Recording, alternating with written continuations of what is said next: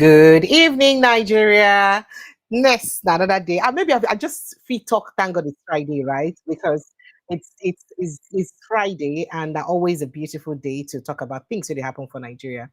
For those people where be say they work, we feel like say Friday and the day we be say they go relax. So happy weekend or happy the beginning of weekend to you guys. Because I know say now rest, now get on this weekend. My name is Precious and you welcome to Updated Precious. Another day to talk about things that they happen for inside Nigeria. So we don't land at the mart like Land Rover to bring gist we get to do in Nigeria for on at the mart. As usual, I get my Friday tonic. I mean Friday, Sunday tonic for inside the house to follow us just the matter. But before then, make I go straight tell on the teas and where they share for inside Nigeria. Now, President Goodluck Jonathan, for perhaps the first time, don't open mouth express how the kidnap of Chibok girls make him feel. Waiting him feel for his heart, the secret for inside the bottom heart, how the Chibok girls matter make them feel. If you remember that period, a lot of back and forth been go.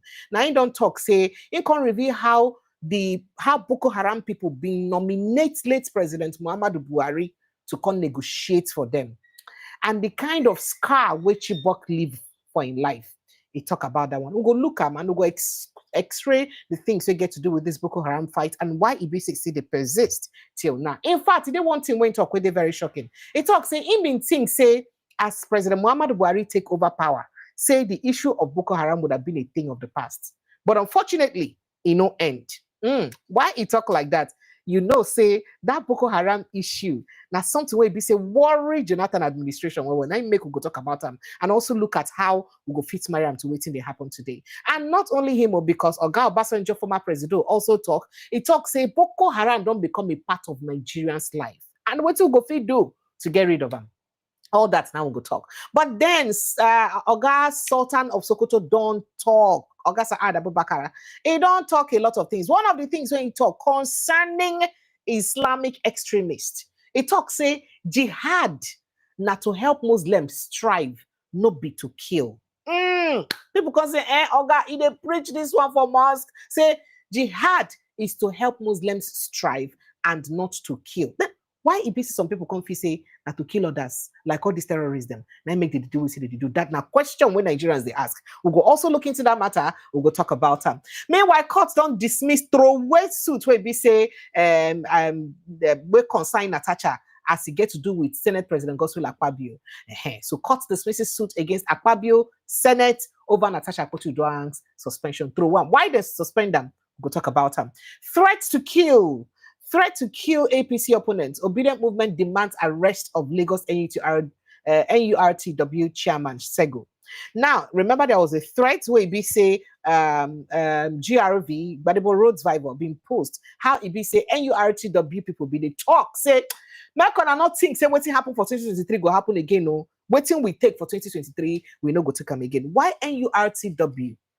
They talk on behalf of APC because they talk about people who no vote APC. Waiting go happen to them. Why? Why did they talk about APC or in favor of APC? We'll go talk about that one. Atiku demonstrated his anti-democrats with BBC interview. Anti-democrats. Not tell Kenneth to conquer that one up because Kenneth don't go believe say Atiku anti-democrats. Who talk this one by the way? Osita, okay, Chiku, nine Tokam. We'll also x-ray that conversation. Many feared dead, vehicles burnt as petrol tanker explodes in Ogun State. That one said the EFCC's 853 billion naira recovery. Send a tiny fraction, chickeny fraction of plenty money where they don't see for Nigeria like this. Nigerians must see its impact. They must see the impact of that money. Who talk this one? Or God Peter, the son of Obi, nine talk this one. Reps propose single-day elections for presidents, governors, lawmakers. Say, be like saying that one go good. So instead of us to separate our election different days, states different, federal different, we could do all of them one day. No need to separate them. What do you think? You go hard though. And then ex-FCTA finance director Duku jailed 24 years for money laundering. And 2027, we've addressed 8 out of 23 recommendations on on 2023 election, INEC they assure EU, but EU no carry that one for mind though. EU talk another thing. EU talk say Nigerian election for 2023.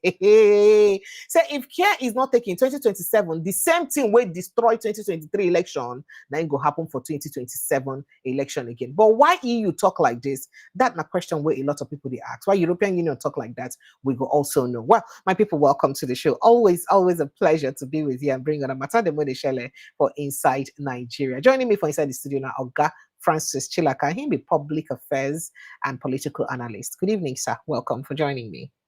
Good evening, Precious. How are you? I did fine, thank you. How your side, sir? Oh, just the whole okay, sir. We're okay. Me saw Yoruba gong. Me saw Yoruba. Okay. Èmi ló kàn ṣe gbogbo wa ni ṣá máa fi mí lẹ̀. Thank you. And beyond is everything when you talk, I press and down, shaking together and return, but it's okay. I know say talk something nice.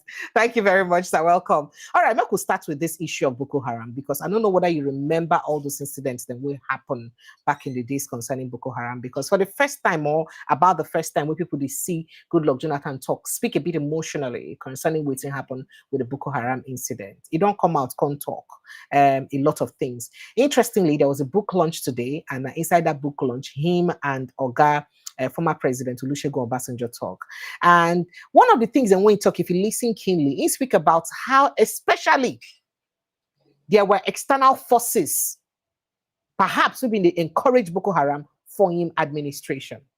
You know, some of the things when he talk now, waiting to be say some people don't come out now, they talk, say, now waiting happened during that time. But he did not speak about those things when he was president. Now he they talk about those things. So former President Goodluck Jonathan, today, Friday, say Boko Haram insurgents then be once nominate former President Muhammadu Buhari to represent them as a negotiator with the federal government when him administration be one explore dialogue to as a non-combative or non-combatant approach to ending the group's activities. He even talk about when Boko Haram starts, how then you start, when he be vice president, how he then use help fight him. He said a lot of things. Now, Jonathan made a disclosure at a public presentation of Scars, Nigeria's Journey and the Boko Haram Conundrum, a book authored by former Chief of Defense Staff, General Lucky Irabo, at the Transco Hilton for Inside Abuja. Now it happened. He said one of the major scars on my government is the scar of the Chibok Girls. It is a scar that will leave, that I will die with, or a scar that will die with me. That's so he talk. He said, I pray that perhaps one day the leaders of this group will be literate enough to write book or come out to tell Nigerians that Boko Haram what Boko Haram was really all about. Because as he did like this now, it be like say, we'll never still know waiting Boko Haram day all about. And those will be say, they sponsor this Boko Haram and we make a day as a day. Now, Jonathan had say he had hoped that that he have hoped that the dialogue will be said them be won't get, or perhaps the dialogue will make Boko Haram them appoint Buhari as their spokesperson for lead Buhari to ending Boko Haram war. But unfortunately, end them. Why it be saying no fit end them? No vex, no could just listen to a bit of what's in talk, then go come back. Take a listen. Scars and the Boko Haram conundrum. It is interesting because, when I was in office, and one of the major scars on my government, and it would be on my face, and like Bishop Kuka said, no plastic or cosmetic surgeon can remove it, is the issue of the Chibok Girls. It's a scar that I will die with. But later on, people may know a little more details. And that's also to do with the Boko Haram. What do they really want? Probably one day, I pray that some of the Boko Haram leaders may be literate enough to document what they have done, so that people will really know what they wanted. Because it's like the story of the Nigerian Civil War. If you read one of the books, My Command, I think that's one of the first books that came out from President Obasanjo, because he was there. Then Ojukwu wrote his own, Because I Am Involved. So when those who were involved in something say it, you get a different perspective. If you go through a research, interview a lot of people, yes, you'll get part of the story, but you will never get the full story of the Boko Haram. Because I was there, The Boko Haram started 2009 when I was the vice president to late Yaradua. Of course, I took over 2010 for 5 years, battling with the Boko Haram until I left. I thought that immediately I leave, within a reasonable time, late General Buhari was going to wipe them out, but till today, the Boko Haram is still there. So the issue of Boko Haram is a little more complex than sometimes we can conjecture. In 1999, when Obasanjo became a president, we know we had some issues in the Southwest. But government was able to bring it down because there was a clear focus, there was a clear reason, and government was able to. Then we had issues in the Niger Delta. And when I became the vice president, one of the major things I did was to visit the most dangerous camp of the militants in the Niger Delta. I remember when we flew down to Warri, by the time we got to the waterfront to take boats to that camp, they sent information to us that anybody following me must not carry a weapon. My ADC, my CSO, that nobody should carry a weapon. In fact, the Commissioner of Police of Delta State said, Vice President, no, you will not go there. The State Director of SSS to say, no, I will not go. I told them I will go. So even my officers, my ADC, my CSO, and so on, they handed over their guns to the CP and the SDS of Delta State, and none of them carried a weapon. When we landed at the camp, these boys lining up one this way, one road this way, with their assault rifles, just facing the bush, not even looking at my direction as if there was nothing happening. We passed through them, sorry. We had a meeting with their leaders and so on. We had spent almost 1 hour there. When we came back, that was the beginning of solving the Boko Haram, the Niger Delta crisis. And we're able to get through. At least now, there's a reasonable pace in the Niger Delta. The 82 and 83, when we have the Maitasine religious crisis in this country. From research, the Maitasine religious crisis, when some of them were arrested and analyzed and interviewed, they came from parts of the Sahel area within Nigeria and outside Nigeria, where we had major drought within that period. And the river pest disease that wiped out so many cattle. And so many young people from these areas migrated to the cities, Maiduguri and others, and they had no skills and nothing to do. And they were able to be recruited and cause havoc. Luckily, it was a military government then. So when the military intervened, they were able to bring it down because there was a clear reason. A reason of young people who were looking for survival, but they had no skills. So if you put all these things together, you begin to say, this Boko Haram, why is it that from 2009 till date, we've not been able to resolve the crisis of Boko Haram? Yes, we need to approach it differently. The issue of carrots and the stick may be adopted. And yes, probably they need something. But if you look at the weapons they use and you value the weapons, then you know that these are not hungry people. So the soldiers that sometimes capture some of the weapons will see better.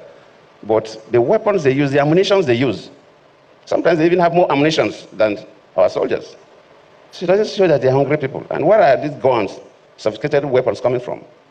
And you begin to see that the external hands are also involved, especially when I was president. So it's a bit complex. And it's not a matter of a single story. But I believe as a nation, we have to look at the concept of Boko Haram and approach it differently from the conventional approach. I believe one day we'll get over it. I believe that all the military officers who were involved in this Boko Haram saga should be able to give us information about what the Boko Haram stood for. If it is only about hunger, because we tried different options, I don't need to give a sermon. It will look as if I'm trying to defend my own government. That will come up later when we will document, we write our books. But I believe we took different options, set different committees. We tried our best within that 5 years that I was there. I believe late Buhari too must have tried his best because one of the committees we set up then, the Boko Haram nominated Buhari to lead their team to negotiate with government. So I was feeling that, if they nominated Buhari to represent them and have a discussions with Buhari to lead their team to negotiate with government. So I was feeling that, if they nominated Buhari to represent them and have a discussions with the government committee, then when Buhari took over, it could have been an easy way to negotiate with them and they would have handed over their guns, but it was still there till today. I believe the government, luckily the defense minister is here. The service chiefs are all are represented there. I think we will need a slightly different approach, and God willing, we will be able to resolve this crisis. I thank you all. All right, so Prince Francis Chilaka, that's just a bit of an excerpt of that conversation we'll be singing. But if you look, as much as I try to make that conversation very mild, you will notice it talk a lot of things. Talk about the international influence for inside the fight, the Boko Haram. Talk about how they start. Talk about how they balance the militancy issue for Niger Delta. Talk about the Buhari's nomination by Boko Haram for inside, and then talk about even the military itself. Hoping say one day somebody for the military will come explain to Nigerians what exactly the Boko Haram agitation be. Because it be like saying I'm waiting a lot of people no fear explain. What do they really want? What's in the agitation be? Why the killings? What is it all about? But make I take your thoughts, sir. Each time we have to talk about this whole menace of Boko Haram, it sends shivers down our own marrows. I'm happy that Goodluck Jonathan, for once, is beginning to speak up. And I can tell you that he has improved. His speaking skills have improved. Why? Yes, he has really improved. His ability to hold people bound has also improved. And I'm happy for him. And that is what it takes to be a leader. When you leave a system, you must do everything possible to continue to add value to yourself. Unfortunately, when Buhari left power as a military leader, he didn't add value to himself. But that's a story for another day. The same thing has happened to other leaders we know of who have not had opportunity, or who have had opportunity, but they have not added any value to themselves. Now, talking about the menace of Boko Haram and how it all started, I think that the former president refused or tactically did not call out the main actor that should be called out. And that is Shetima. Yes, that is Shetima. Oh, okay, because of the problem. You're not saying gets back and forth to Shetima that period where that thing happened. Don't forget that Shetima was the governor of the state. Absolutely. Even when Shetima principal, Shetima should be in the forefront to explain to Nigerians his role, the role he played during the abduction of these children. Yeah. You see, Precious, each time we talk on your channel, there's something I keep saying, and people may think I'm saying it, I'm taking it out of context. No. There can never be peace without justice. No matter how you seek that peace. If I'll give you an illustration of what I mean, there can never be peace without justice. If a man is fond of abusing the wife, hitting the wife, and all the family members of the wife, all they can do is to try to paint it that nothing happened. There is your husband, forgive him. Without asking that critical question to the man, what is it that she does that makes you bitter? If you don't address the root cause of it, then that peace you are seeking for, it's peace of the graveyard. And that is why we have not been able to find a solution to the menace of Boko Haram. Don't forget that when Boko Haram started, the first thing we heard from them, from their so-called leaders then, was that they did not want anything to do with Western education. It was anti-education, anti-Western education. That is Boko Haram. And then I asked, that same time, I asked the question, what is the education in the North? Predominantly, the education in the North is the Almajiri school. Other schools you have, conventional schools you have, out of 100, you will probably have about 5, 8, 10 that are not Muslims. The rest of them are Christians. So when they said they didn't want Western education, what did the leaders in the North do? The The leaders in the north are very, very wicked. Ah. They are extremely wicked and selfish. Because a lot of them who are leaders, they send their children abroad to UK, to US, to Canada to go and school. And when the issue of saying they don't want other people to go to school, what did they do? In all of this whole thing that's going on with Boko Haram, these extremists, these terrorists, these bandits, these headsmen, the groups, the major groups in the north that are supposed to speak out, have you seen them come out boldly to condemn? So when you say that when Jonathan said he was expecting the president to have been able to curb it and call them to order, how will he curb it and call them to order when at a point in time they were pushing Buhari forward as the one to represent them? Or don't you think that the reason why they were doing that is because they believed that the late Buhari believed in that cause that they were chasing after? So let us not pretend about it. Because when we keep pretending about it, we can never find the solution to it. In everything that is going on in the north, Shetima has not come out to tell Nigerians what happened in Borno State. But Ali But I keep asking, well, Precious, please don't. I keep asking one question. There were about 240-something children, isn't it? That were moved between 14th and 15th. In 20, what year was that? In 2000 and... it was 2014 or so. 2014, yes. Now, that's a question I've always been asking. And that is, the question I want to ask Shetima. The same question I want to ask the security architecture you have in Borno State. How were these children moved?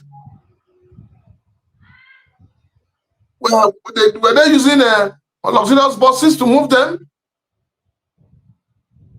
Even if they were moving them with bikes, are you telling me that nobody heard noise? I mean, because if you follow what played out during that time, you kept asking questions. How did you move 246 children or so? An operation that lasted like 24 hours, no police presence, no army presence, no security presence.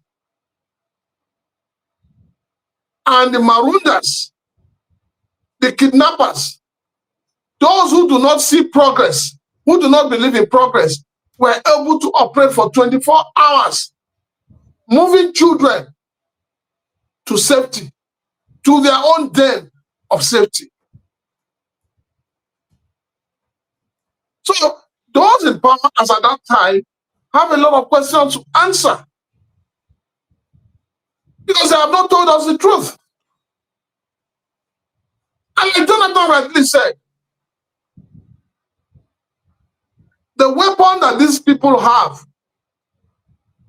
we are expecting that, when they get arrested, they are arrested with Dane guns, locally made pistols, locally made rifles. But no, they arrest them with sophisticated weapons. Where are they getting it from? So now actually to about 276 girls, now they kidnapped for that Chibok incident. Now, Precious, you want to tell me now that if you want to move 270-something children in Lagos, you'll be able to move them without anybody noticing it? Even if they're using camel to move them or donkeys. But remember, after then, other incidents don't happen. The Dapchi incidents don't happen. Other ones don't happen. And so they still move them too. When they said they returned, it took the state government less than 3 days to prepare clothes for them to wear. And everybody is clapping where, all those who came out, yes, I was in the forefront of those who said, bring back our girls. But those who made money out of it, they have all kept quiet. They have all kept mute. So if you remember that period, remember say Wike was, I think he was the Minister for State for Education that period. And because of the incidents and the intelligence, so they don't get that period based on what they don't they happen. If they don't tell them, say, or Gashetima say, forget about this why these children won't right here, move them or close the school for now. So that's why they precious. The same weekend, why did he not use the bulldozer style he's using the rivers to bulldozer them that time? That time he was just a minister for state side, junior minister. What is he today? Is he not the minister? He's a senior minister now. Oh, there's a senior minister, there's a junior minister. Yes, so you see, we keep creating opportunities for leaders to escape. We keep covering up for them. We keep lying for them. We keep making excuses for them. And that is why they take us all for granted. With what played out when those children were adopted till date, the lives of Shetima, the lives of Wike, the lives of Ribadu should not smell government. But Ali Modu Sharif, see, I'm here. It talks in a Shetima. I say Shetima created and funded Boko Haram, not me. Now we see Ali Modu Sharif talk. Not be me right now. Precious. I am not doubting what is said. Okay. All I'm saying is that with this kind of indictment hanging on their necks, these people should not in any way be found close to the corridor of power. But Nigeria is a country where anything goes. Nigeria is a country where we easily forget. We're easily cowed. And we easily move on. As long as the person that is hot or dead is not our family member. And that is a big problem. So when your president, President Muhammadu, was picking Shetima as his vice, it didn't occur to him to ask that question. As an ex-governor, which both of them are, it didn't occur to him to say, what role did you play? Nigeria is the only country where a convicted armed robber tomorrow can be your president. And nothing will happen. Because we have this laissez-faire attitude. We have this stupidity in us, in every one of us. We have this hopeless mindset. Let him be. What he's doing is he the first person to do it? We never hold our leaders accountable. We never see the need to demand for accountability and to ask our leaders to be responsible. They don't take responsibility. And that is why your leaders can do anything and get away with it. All your leaders need to tell you is, do you know who I am? Because we're a country that is ruled by money. Nigerians have lost every sense of reasoning. All they need is money. Look at the nonsense going on between former senator, what's his name? The sex toy senator. Oh, Elisha Bo. Shebi he has turned himself in now. He don't turn himself in for now. Look at what is going on. You rape a 13-year-old child, allegedly. And the lady has been giving money to the family, asking them not to talk about it. And that is a man that wants to be a governor. So you can see the characters. You can see those we have in position of authority in Nigeria. Men and women with questionable character. Men and women that cannot justify their source of livelihood. Okay, but let's still on this matter of Boko Haram, because a lot of conversation happened there, and Sultan of Sokoto talked something where I feel really very important for us to also highlight in this conversation. But before we go to Sultan talk, make we visit with him Obasanjo talk, because he don't talk, say the Boko Haram insurgency, say it don't become part of the daily life of Nigerians.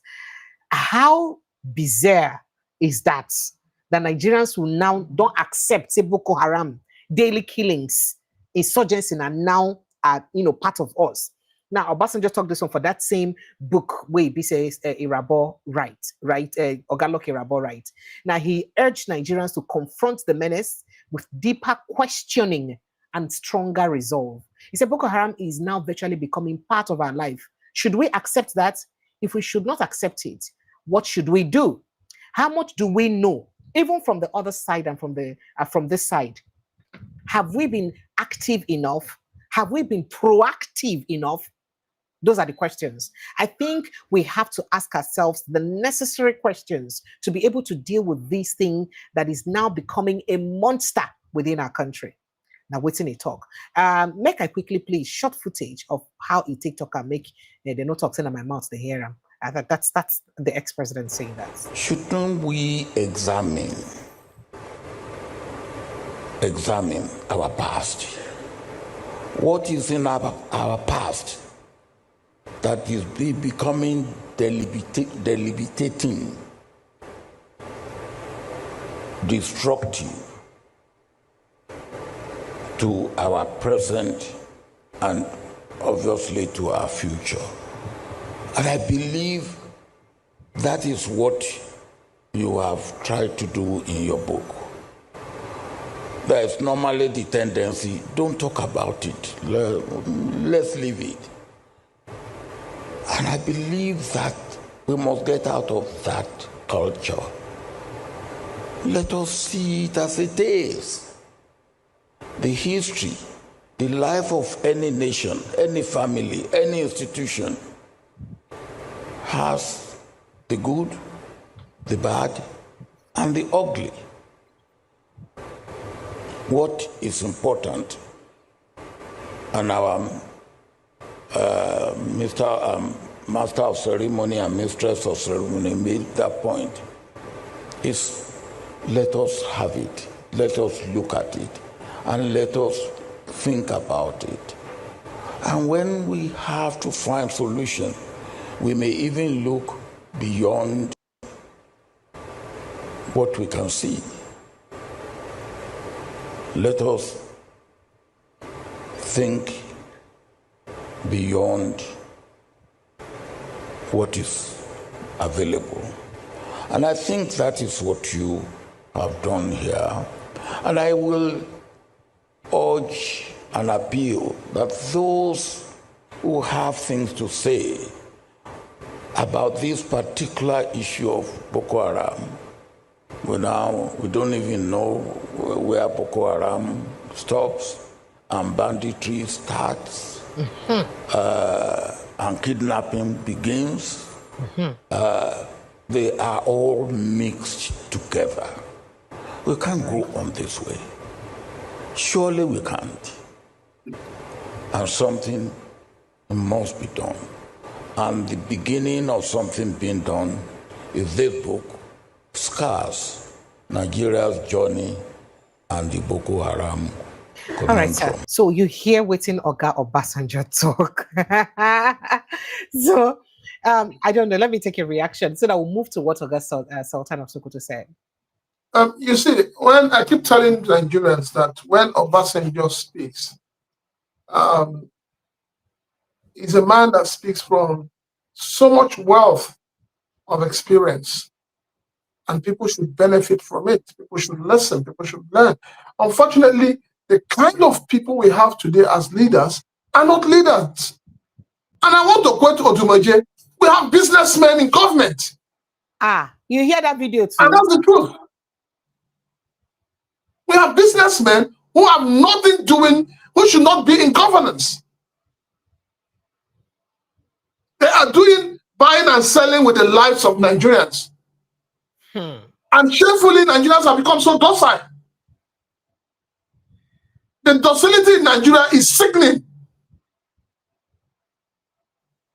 If only Nigerians wake up from sleep and begin to question some decisions taken by government, maybe then government will sit up.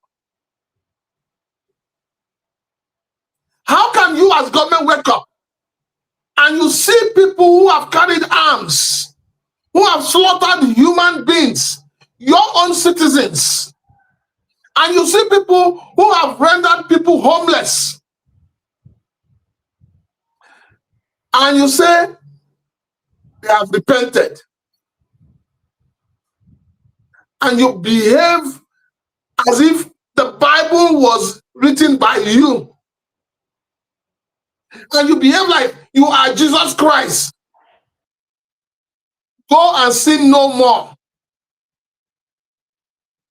And then you reintegrate them, you rehabilitate them, and you say they are now welcome back into the society. And then you expect that that society will function well. That society will never function well. Because those who are meant to ensure that people get punished for crimes are aiding and abetting them. I will say, and I'll keep saying it, Precious, there is a solution to this menace of Boko Haram. And the solution is simple. Wipe them out. Like waiting Erofai talk, say kill all of them, don't negotiate with them. The one that will survive must change and repent by force, else kill all of them.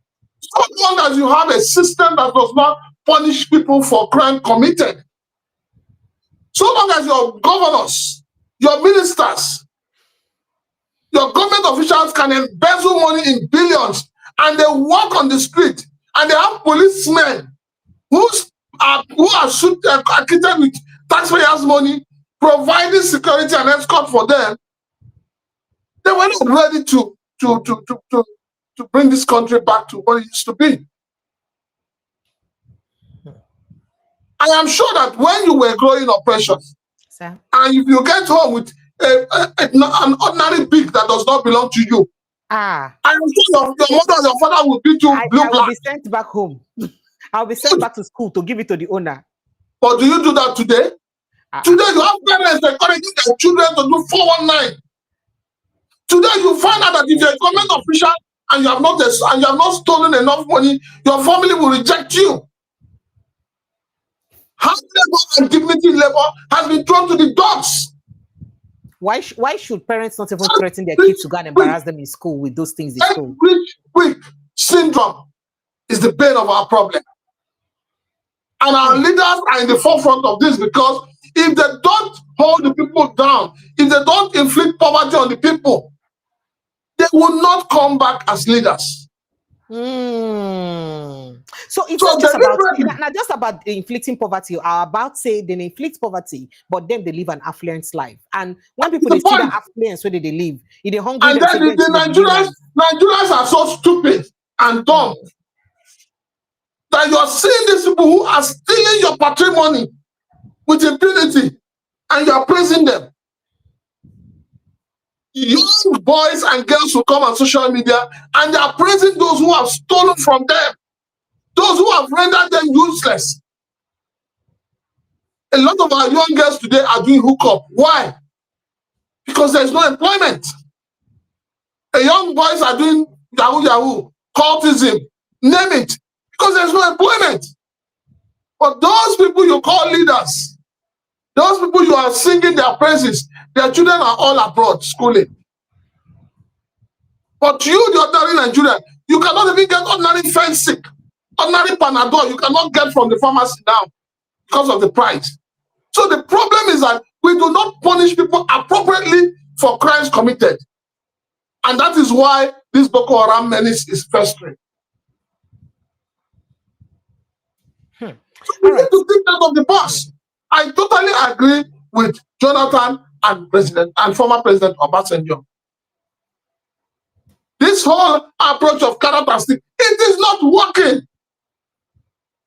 But the don't insist, say, make so we no go use only kinetic measures. Make we adopt kinetic and non-kinetic measures. Anybody that has been fingered to be involved in one way or the other with banditry, herdsmen clash, Boko Haram, terrorism, that person should be executed.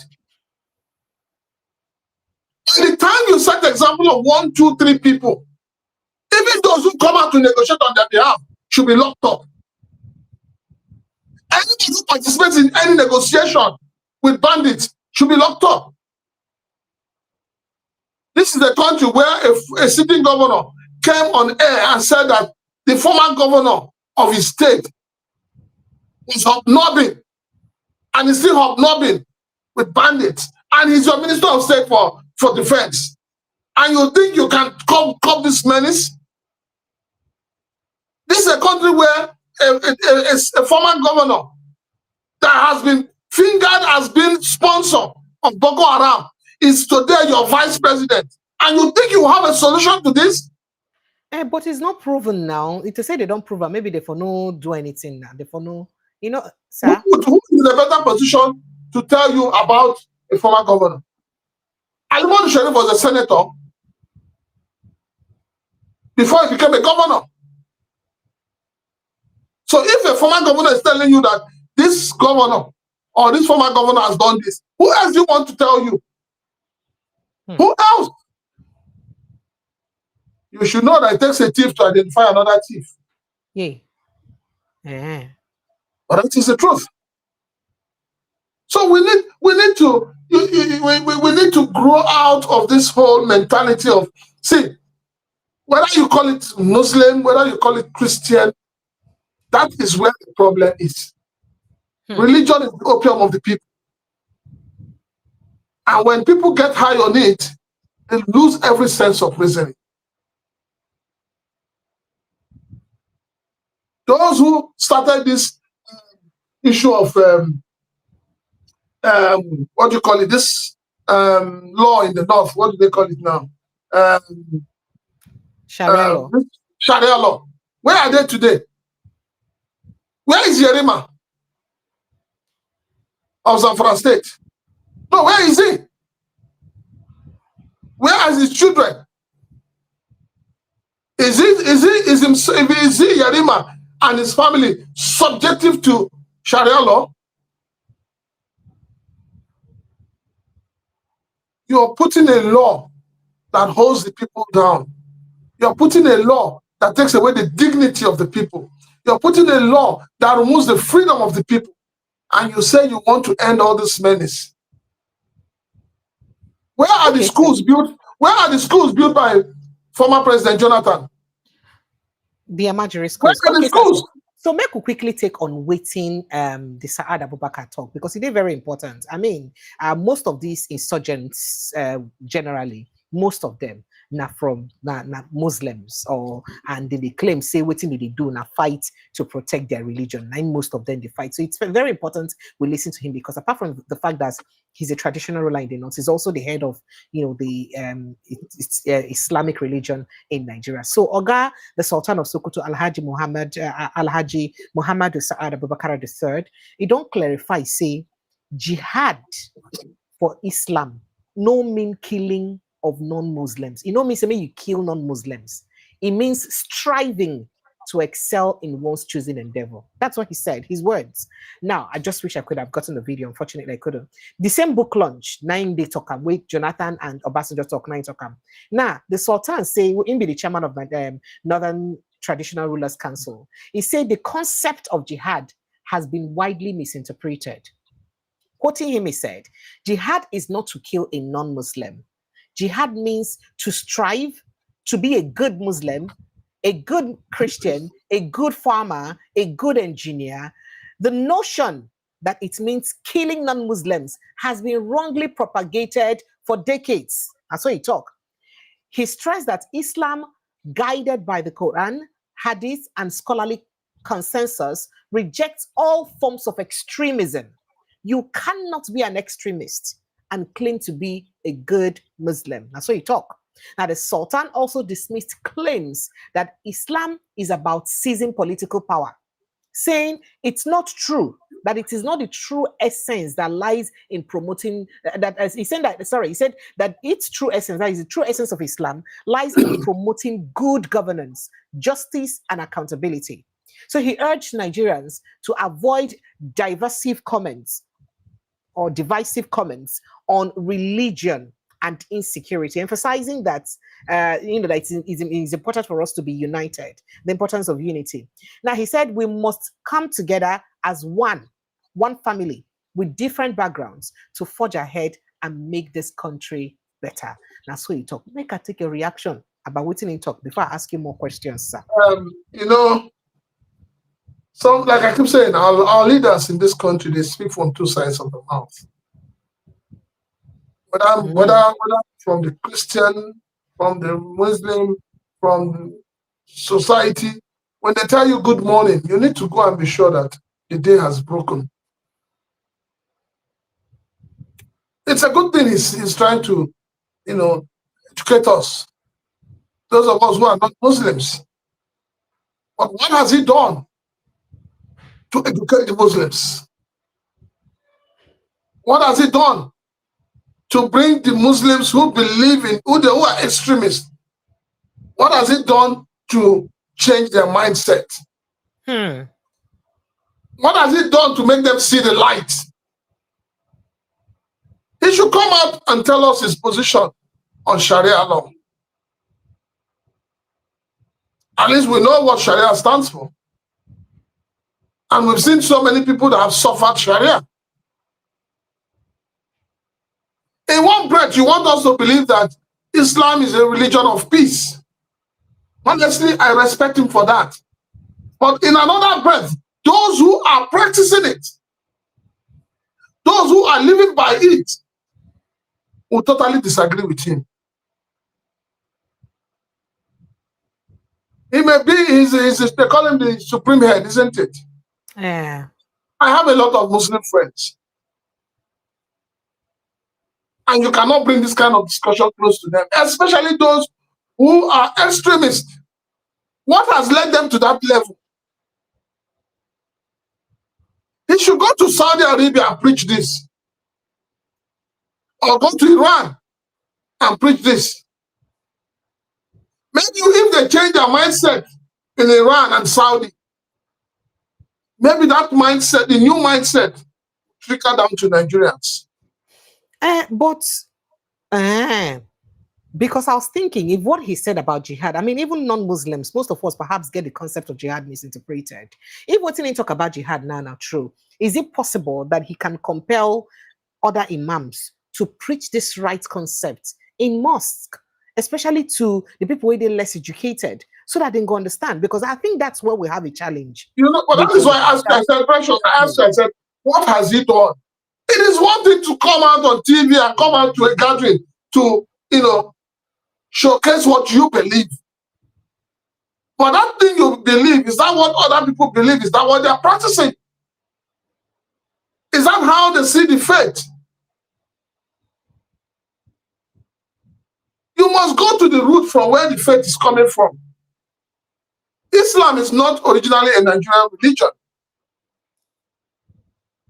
If it is a Nigerian religion, Nigerians will be going to Saudi for pilgrimage, just like Christians go to Israel. So if he wants to change it, if he wants people to begin to follow a new doctrine, a new teaching about jihad and Sharia, let them start it from Saudi. Because that is where they derive their authority from. And some derive theirs from Iran, while some derive theirs from Iraq. 2 days ago, I was telling you something. I said to you, Biafra is an ideology. There is somebody who can be talking about Biafra. He says, I am non-violent. I do not believe in violence. But some other person may pick up the ideology tomorrow and become very violent. All right, sir. So I have a few questions to ask. If waiting Ogasa Ad Abubakar talk not true, how come it be say even some very learned and educated Muslims then still get the concept, the mind of that extremism? Now, and then he said it's not about power grab and all that. But most of them, they share that concept. Make I read some messages where some educated Muslims and don't put for Twitter. See this person here, say, what a beautiful Nigeria. A Muslim, a president Muslim, a vice president Muslim, a governor in Kaduna State Muslim, also a deputy governor Muslim. With Muslims administration, Nigeria will never witness religious war, 100%. So if Muslims don't be under administration, Nigeria will witness religious war. So what's this one no contradict within EBC, the Sultan they talk, say jihad or the fight no be against no be about power, no be about grabbing of power and all that. Now let me post something else. So Bashir Ahmed, former media person to Oga Muhammadu Media Buhari talk. Yes, media aide to Muhammadu Buhari. He say, I can't pretend or keep quiet. I support the death penalty for blasphemy. Is this not extremism? That's my belief. I do not and will never support Save Canon 9. Precious, you don't need to go Make I give you the last one where BC put, because it is very important. We could put these things into context so that nobody will say we quote somebody out of context. At least we know go forge somebody to it. This here, he said, it is an honor to be called an Islamic extremist. So, and I'm wondering if, because I mean, we must look for a way to learn to live with each other in peace and harmony, right? It is very important because some of us not be Christian, will not be Muslim, will not follow for anywhere. So this is not just about both Christians and Muslims. It's about how about people that are in the other divide. So we must learn to live with each other. So if people like this now pose this kind of things, they definitely they're inciting. What's in the likes of Sultan Gofi, they tell them to make sure, say, then stop or desist from this kind of attitude. That's, what I wanted to know. You just raised a very serious question. But before I answer that question, I would also try to balance it so that it doesn't look as if we're attacking Islam. No. At all. We have a lot of Muslims. No, I'm coming. I said, let me say something. Okay. If you remember, there is a Christian sect at one time where it was said they do not watch television. That time. They do not wear lipstick. Yes. Nasim. Till now, there are some that don't wear lipstick. No. It was then a sin. I mean, I had neighbors who trashed out their television sets. Okay. I was still very young then. I had neighbors who did that. I had neighbors who believed that poverty is the way to heaven. But suddenly they saw their leaders driving air-conditioned cars, living in air-conditioned houses, living flamboyant lives. And then those same leaders started appearing on screen, started appearing on billboards. And people will buy TV to watch them on those screens. Oh, no, you get where I'm going. Now, what did the leaders do? In order to ensure that their members watch them, they started preaching again and said, no, we didn't say you shouldn't watch television. All we are saying is that you need to monitor what you watch. We didn't say you shouldn't wear lipsticks. All we are saying is that you should be moderate about it. So, same leaders who push them to that extreme are the same leaders who are bringing them back. Reality check. And that is what I want the Sultan of Sokoto to do. Okay. He has a lot of work to do. Let him start with his inner cabinet. Let them begin to go to the mosque to preach. Let them begin to organize seminars and workshops for the imams who reach out to the ordinary people. Let them begin to gather my brothers who believe that they are extremists and open their mind to the reality. It pains me with all the education they have, with all the exposure they have, they will still open their mouth on social media that they are extremists. So there must be something that is hidden that is not made clear to the ordinary people. Don't forget, there was a time we had the Minister of Science, I want to remember his name now. It was under good. We saw the kind of tweets, the kind of lectures, the series of lectures he gave, which were termed as what? Extremist. Educated. Professor. So tell me, When a professor wears the toga of extremism and displays that extremist lifestyle, what do you want the ordinary followers to do? Thank you, sir. Sometimes, sometimes when you want to kill somebody, you don't need to shoot the person yourself.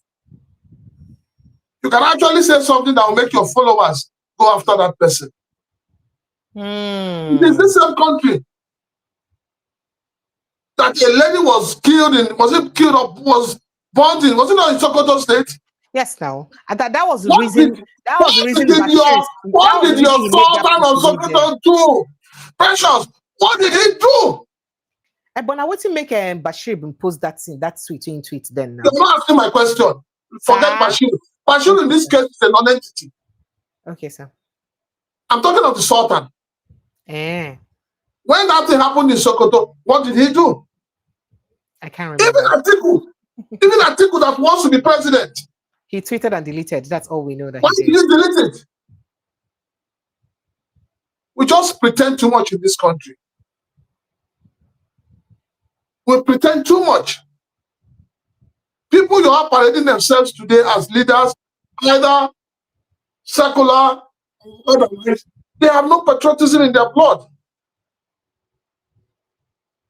Thank you, so sir. long as government like this can take care of them, they're ready to do anything. All right, so let's quickly move on to other conversations. Since we're speaking about extremism, let's look at extremist political views too. As the Obedient Movement, today Friday, called on President Bola Ahmed Tinubu, Governor Babajide Sanwo-Olu of Lagos State, the Department of State Services (DSS), and other security agencies to arraign and prosecute the Lagos State Chairman of the Nigeria Union of Road Transport Workers (NURTW), that is Adekunle Mustafa, aka Sego. They say now waiting in the column. I've been a Shego, I've been a Sego. Now it said Shego should be arrested and prosecuted for threatening to kill anybody who votes against the All Progressives Congress (APC) in Lagos State in 2027. Say it talk him, and I go play the video where it talk him. Right now, reacting to a video showing Sego issuing the threat, the movement said Sego's action is part of desperate attempt engineered by the APC because the party does not have the voting strength nor popular support to win free and fair elections in Lagos State. So, not to resort to violence and threats. MC Olomodan for 2023, they say not playing the play, but people died because of that play. Now, the statement signed by the movement's national coordinator, Oga Eunice Atanko, said, or reads in parts, the attention of the Obedient Movement has been drawn to comments well captured on video by the Lagos State Chairman of the Nigerian Union of Road Transport Workers, Adekunle Mustafa, aka Sego. In summary, the said Sego, who masquerades as a labor union leader, threatened to kill anyone who votes against the APC in Lagos during the next elections scheduled for 2027. Now, the Obedient Movement recalls with grief and sadness the violence unleashed by these same NURTW members and the thugs during the 2023 elections, and their thugs, he said. Now, they did that to voters during the 2023 election, particularly in Lagos State, and particularly Obedient Movement and supporters of Peter Obi and the Labour Party, resulting in the recorded killings and maiming of so many people. The letter further reads that there is no doubt whatsoever that these threats and acts of murder and brigandage are desperate attempts engineered by the APC, realizing that they do not have the voting strength nor popular support to win any elections free and fair in Lagos, as with generally across the country, having failed to deliver good governance arising from the questionable mandate of the 2023 elections. Over the years, actions of murder, thuggery, political violence, extortion, and other criminal acts have continued to be associated and even accepted as part of the operations of the NURTW in Lagos State. They further said that we are, by this statement, calling the attention of President Bola Ahmed Tinubu, who bears statutory and historical responsibility for this development, the Lagos State Governor, Babajide Sanwo-Olu, the police, the DSS, military, and all other security agencies to immediately effect the arrest, detention, and prosecution of this NURTW chairman and all others who have been long involved in the perpetration of these threats, murders, and politically related criminal acts. UNISA also called the attention of the international community to Sego's threat. We are also putting the international community on notice of these crimes against humanity and threats to peace in Nigeria, and those legally responsible by their actions and inactions, we call them. Now, make I play a bit of a footage where the Oga Sego talk this one, so that maybe they're not tossing in my mouth, now they hear them. So they say, these are the one person see, now Python, now they become, so that Nigerians would know or see what is said and then hold the person accountable. That's it. He spoke in Yoruba language, by the way. Anybody who's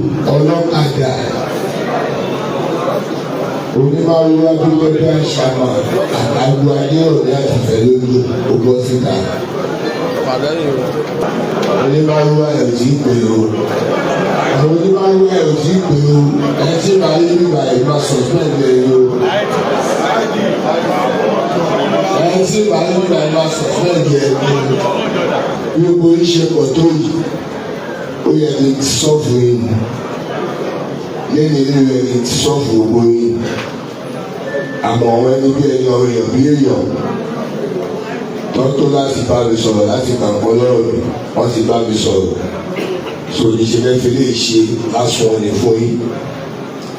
Ẹgbẹ́ tiwa lẹ́kọ̀ọ́ APC another party is a counterfeit whether you like or not. Àìtó yín kàdà fọ́ ọ̀bù. Nǹkan tó ṣẹlẹ̀ ní ọ̀dọ́ nìyẹn. Èyí tó ṣẹlẹ̀ ní ọ̀dọ́ nìyẹn. Tó ṣẹlẹ̀ ní ọ̀dọ̀ yín tí owó yín tẹ̀ pọ̀ ìjọ tí ìkan tí ò tó yẹn tó bá kọ̀ ṣẹlẹ̀ anybody ẹ ti lọ tẹ́ẹ̀ bá mọ̀ pé orí tó bá gbọ̀n mú mi anybody yín ti lọ àti ìjọ ń pè lọ́mọ bá kàbí kí ló ń pè owó ìsáìwà rẹ̀ ẹ lọ sọ fún owó ìsáìwà rẹ̀ àtẹ̀yìn tó ń tọ̀ tó ní iye tó bá fún ẹ lówó jẹ lọ́sẹ̀ẹ̀sẹ̀ kó wá sọ ọ̀hún bí bàbá ìyá ẹ̀ dá gbogbo ọmọ tó bá wà lábẹ́ yín tí wọ́n fẹ́ ṣe àmàbá rí i pé ó tàsí àgẹ̀rẹ̀ kò látòrí pákínà tó bá yẹ kó tàsí àgẹ̀rẹ̀ yọ bí ẹni yọ jìgà kò lè ní ẹ́fídẹ́ǹsì ẹ̀ lọ́wọ́ yọ dànù kò sí bàbá lẹ́yìn tó lè ní ọ̀padà. Àbá pàṣẹ wọn lọ́rùn ẹ̀ àdúgbò ẹ̀ ló ti fẹ́ ṣakọ àtúnṣe kí ni àlẹ́ ìyá ẹ̀ pa ẹ lọ wà ẹ sàkáfù pátá. Àbáyọ̀ fi lé gbọ́sẹ̀ ìtókì o àdèbáyọ̀ fọ APC tó tí wọ́n bá wù ẹ́ àpò tó ṣe kí ni ìwọ́n tó ṣẹlẹ̀ ní 2023 akọ̀wé ìhìnrán ẹ̀ ẹ bá wù pé 2027 ló wá ṣe kí ni ẹ̀tẹ̀ ọláyé rẹ̀ ṣọwọ́ náà ò ní. Ọmọ àfẹ́ràn iṣẹ́ ní báyìí á lè wá sí ẹni tó bá ṣe ẹni mistake ní 2027 tó bá lọ sọ́gbà tẹ́ ẹ APC ẹ̀fẹ́ ṣe kí ni lè má dìbò fún un àbẹ́ tó bá sọ pé òun ò ní gbọ́ àwa náà lè ṣe kí ni àgbà. Mo yìí máa tún ìpè gbogbo tó ṣe lórí olóṣèlú lọ́dọ̀ yìí yẹn tẹ́ẹ̀bà ló stop rẹ̀ pátá ẹ tún wọn kò sí Monday ẹ tún gbogbo ọkọ̀ gbogbo tó ń ṣe lórí olóṣèlú yẹn ní ọ̀dọ̀ níbẹ̀ tẹ́ẹ̀bà ló stop rẹ̀ àti sọ fún gbogbo rẹ̀ pátá gbogbo tó ń ṣẹlẹ̀ yẹn gbogbo ẹ̀ wà lórí fóònù mi o ṣẹ̀ṣẹ̀ rásán gbogbo tó ṣẹlẹ̀ ní last week yẹn tó ṣẹlẹ̀ lájẹ́gúnlẹ̀ yẹn gbogbo ilé mọ̀ọ́kọ̀ yẹn estomach yẹn ìyẹn ní pé ọ̀tá ẹgbẹ́ tó ń fún ilé jẹ ní ọ̀tá ẹgbẹ́ tó ń fún ilé jẹ òun ní gbogbo yìí.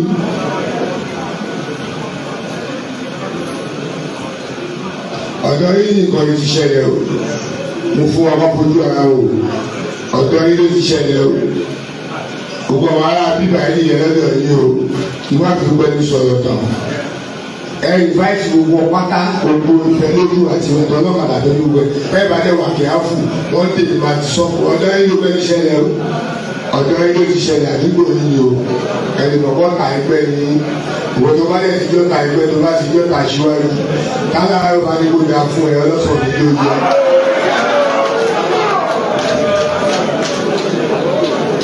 torí ọ̀tá síwájú ọ̀tá àwa ni ọ̀tá APC ọ̀tá àwa ni. So Prince Francis Chilakasa, let me take your reaction. So by this message, it means say no other political party supposed to go campaign anywhere or even talk anything anywhere, if not before APC. Now this reminds us of what happens to Rhodes 5 or for inside that program where APC they get. But let me take a reaction, sir. Sorry, sir. Also, I'm laughing because we seem to have degenerated into animal kingdom, where there's no law. Is there no law? Well, it's you know, when I listened to him, something was going around in my head. When we had Jonathan as president, we had the militants. When we had Buhari as president, we had the headsmen and Boko Haram. Now, coming to Bola Tinubu, you have Agberos masquerading themselves as Nigerian Union of Road Transport Workers. And like I said, when we started, I said to you, in a society where there is no punishment for crime, that society is headed to doom. Lawlessness. That is what we're heading to. Once Olomo did his own in 2023, was he arrested? Was he persecuted? Nnamdi Kanu is still in jail. He's still in the cells of the DSS. Not that they saw him with a gun or that they arrested him with a gun.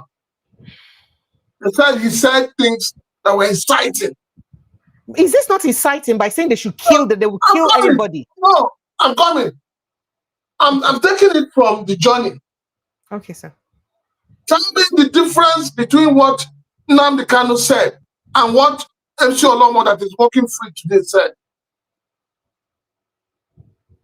If Nigeria was a sane society, the likes of MC Olomo will not even be close to the seat of power. But when he did all he did in Lagos, was he not compensated? He suddenly became the, so in quotes, national president. Even when the court stopped him, that court judgment never saw the light of day. So he has set the tone. And that is the problem with ideology. And you see, when President Bola Tinubu, as a candidate, was saying, grab it, snatch it, and run, he did not realize that the ordinary Nigerians who are illiterate will read the wrong meaning to that. But what did the illiterates do? They took advantage of it. And nobody has asked him, since he became a president, what were you thinking about? What was going on in your mind when you say, grab it, snatch it, and run? It could have been that he had a different thing in his mind. But his supporters did not see it that way. So what this one is doing now is following the footstep of MC Olomo. He also wants to climb the ladder. He also wants to be recognized. He wants to dine with Mr. President. He wants to be seen as somebody who worked hard to bring a governor to power. He wants to see as somebody who worked hard for the president to win Lagos State.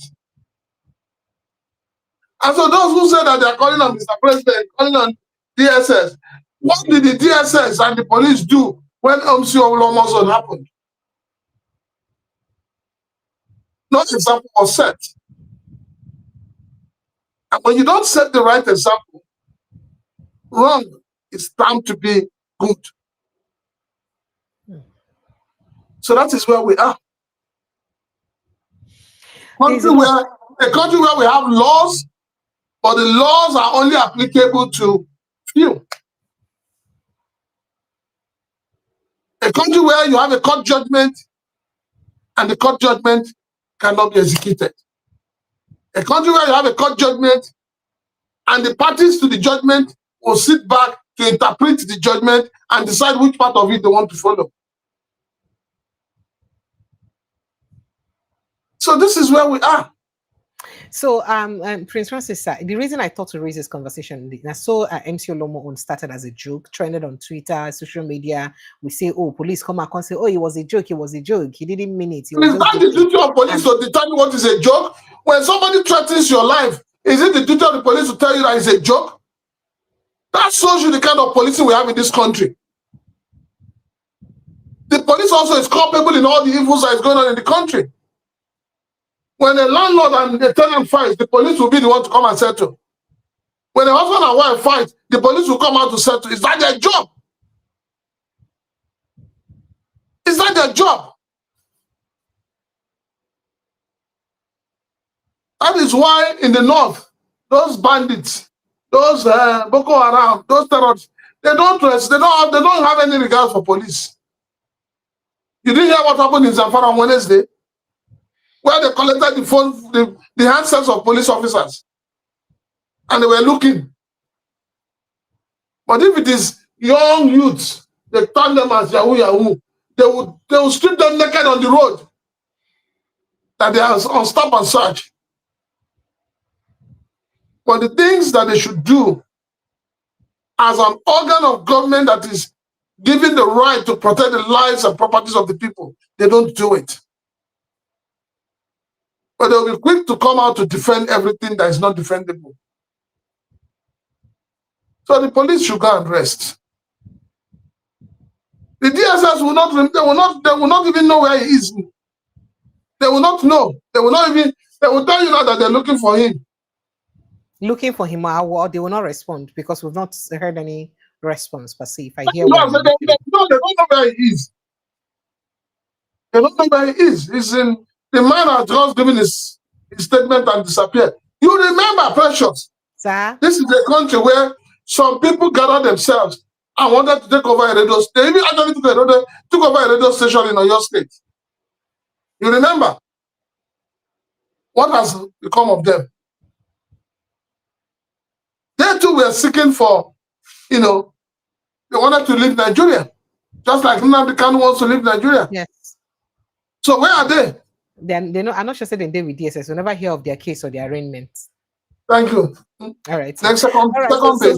So speaking about things that happen for Nigeria and rule of law, we hear Justice James Omotosho of the Federal High Court for Abuja don't dismiss a suit filed against the Senate President Goodluck Ebele challenging the legality of the 6-month suspension slammed on Natasha Akpoti-Uduaghan. The suit instituted by one Ovavu Iliaso and 9 others was thrown out by the judge on ground that they have no legal authority to bring the matter before him. So he threw away the case. I just make a short and tell you.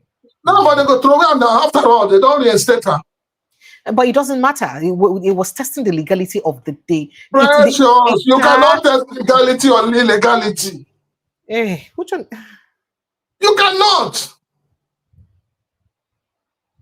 The case between the federal government, they took the federal government to court regarding the declaration of a state of emergency in Rivers State. What has happened to the case? The court attended to other cases. Why did they not attend to that one? Tomorrow they will throw it out. It has been overtaken by events. That is how bad our judiciary has become. And you see, these days that they tell people, if you have a problem with somebody, look for alternative means to settle them. If not to go kill ram, use the blood, use them. If not to kill goat, use the blood. If not to kill chicken to resolve the problem, do them. Forget police, forget the judiciary. Okay. All right. So make we go straight to Atiku Abubakar. From there, we'll go meander left, enter inside Kenneth Okonkwo, your brother, very quickly. So I know say you see that interview with Atiku Abubakar for BBC Hausa, where BBC the trend. When in talk say if a younger candidate emerge through a competitive primary election, he would support and mentor such a candidate. Now, addressing journalists in Abuja, Okechukwu, that is Osita Okechukwu, now foundational member of the All Progressives Congress APC. He argues, say, by elevating the so-called competitive primary above Nigeria's cherished rotational and zoning convention, he, Atiku Abubakar, the delicate unity glue that has sustained the Federal Republic of Nigeria. That Atiku has shown that he undermines a fundamental pillar of the nation's democracy. So he called on Atiku himself. That he said he recalled that Atiku himself has been a direct beneficiary of zoning and rotation, but paradoxically led the campaign against it in 2014 because now waiting make can leave PDP for 2014 and won the People's Democratic Party PDP primary where a non-presidential aspirant contested. Sorry, a southern presidential contested because one of the reasons why he leave PDP now because of say why Jonathan will get tickets will be southerner again. Now, according to Okechukwu, he said discarding zoning in favor of dollarized primary, where we call competitive primary, dressed up as democracy represent the height of anti-democratic conduct. Okechukwu say among the cardinal tenets of democracy, the first is the unity of our dear fatherland. And the second is the conduct of free and fair elections. Now, Atiku is now waiving expensive, monetized, and exclusionary primaries as his banner of democracy, while downplaying the very convention that guarantees equity, inclusion, and stability in our plural society. Do you believe that waiting Atiku talk shows say he no support democracy? He say if a younger person come out for competitive primaries, APC, primaries, APC that is criticizing it, they have no local standing to do that. Let us be very honest with ourselves. The issue of rotational is not in our constitution. Yes. It's something that let me finish. It's something that politicians sat down amongst themselves and decided upon. If as long as it is not in the constitution, it is not binding on anyone. But having said that, since it has become a way of life, since we got into this democratic process, it will only be proper if it is obeyed, if it is respected. So I believe that, yes, Atiku must show sportsmanship, he must show patriotism, and know that this is not the time for the North. Atiku should not be the one to truncate it. Rather, he should be one of those who should be promoting it. So for me, I would say that Atiku should, as a matter of fact,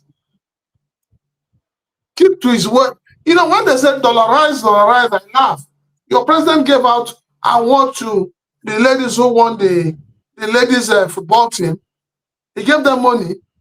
And as a president who is fighting so hard to bring the dollar to 300 naira or 200 naira, he didn't see the need to give them money in naira.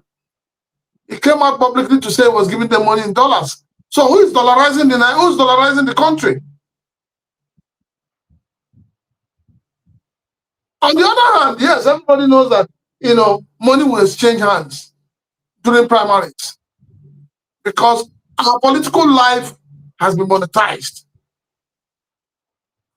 Those greedy and selfish delegates, they will collect money even from the devil to vote to the devil. They are the problem, those delegates. They are the problem of our democratic life. Whether we like it or not, we cannot shield them. They are the ones who collect the money and vote to the devil. They don't care whoever the candidate is. All they want is to line up their pockets. So for me, I think when people say dollarize, I laugh. But they should know that when you say dollarize, the federal government too is part of those who are dollarizing everything. So APC should not, when APC comes out to attack, OPC is behaving as if they're in opposition. And that's what they're known for. Attack dogs. They are behaving as if they're in opposition. They're not in opposition. They should allow those in opposition to attack them. But when you attack what they're doing, they unleash all their minions on you. But then everybody knows that the step Atiku is taking is also trying to truncate the gentleman agreement between political parties. So what exactly the man mentioned was because of the fact that Atiku left PDP in 2014 because he was angry that Jonathan did not heed to the rotations or rotational presidency because he wanted the zoning. So if the team make you vex for 2014, you go say, because you don't do Jonathan complete Adira Adua 2 years, we'll come vote for you for another 1 year. Then you won't can't do again. You know what I mean? Not because he felt it was the time for the North. Why Inofi obey the fact say this time too not the time for the South? Well, interesting. So as much let me tell you this. And it's gonna, I keep saying it. Atiku is gonna shock Nigerians. Atiku is not contesting. Atiku no go contest. Atiku will not contest. Take it to the bank. I'm telling you, yes. Atiku will not contest. Atiku is not that. He's not a tough. He's not stupid. He's a patriotic Nigerian, and I know he will do everything humanly possible to uphold that gentleman agreement. Okay, sir. All right, so let's move on to other issues. So speaking about Atiku Abubakar now, I just took excerpt of your brother's interview, Kenneth Okonkwo, where he was lambasting Oga Dr. Catch on Onuju. So I don't know if you know that Dr. Catch has been a guest on this show several times. And I think in one of those occasions, Dr. Catch had accused him, I don't know if it was in this show or any other place, had accused him of wanting a bigger position for Labour Party, saying a part of it make him vex. As he meets Peter Obi, asks Peter Obi for a bigger position. Say Peter Obi no give him. So the thing can't make him vex. He can't leave Labour Party. So he now said that how could he want a bigger position? In fact, that how can they say he wanted the position of a publicity secretary when he was a spokesperson? That his spokesperson position to the presidential aspirants is actually bigger than a publicity secretary. But many people are saying that that position of the spokesperson to the presidential candidate, say he expire after election. After election, you're not saying anything again. So, but being a spokesperson to the entire party is like a way of continuing your job in a larger scale. But he said that that is non-zero. But one of the things we touch a lot of Nigerians, where I say make a highlight to you now, the fact that he abused or subtly insulted Peter Obi, saying that Peter Obi only attracts street urchins, people who are next to nothing, and that they should keep supporting people who, that his caliber, his mates are attracting men of caliber, and he's attracting street urchins. And I thought let's quickly take a listen to what he said. And still on that same show, he subtly praised Atiku Abubakar for his unification. Right, so people are not saying that not make a play and whether make it just a bit of excerpt. I couldn't. Not I mean, it was a long debunked such interview. useless lie that somebody is. Why has Peter Obi not debunked such useless lie that somebody is lying with his name? It shows a leader that cannot even defend the truth or defend people who have even worked for him.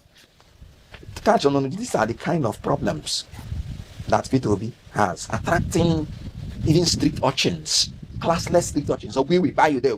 I saw another classless street urchin of the cookie. So cookie level, not a cookie. All those rabies infested, dogs that anything you do because they are ill-bred, they are very ill-mannered, ill-tempered street urchins. It's a kind of photo that he's attracting now. Okay, we buy you there. What was that? What's so we buy you there? I don't know what it is. But please, can you imagine? In a society that other leaders are attracting distinguished people, the people you are attracting are street urchins of the people that fabricate things that are non-existing. Please, there is nothing wrong whatsoever in lobbying for any political post if you're a politician. So if I lobbied for any, I'll be bold enough to say I lobbied for this post. They want to cry. What is wrong with it? Liars. Let them continue following their kind of leader that they are just. Atiku Abubakar insisting that our diversity will be respected.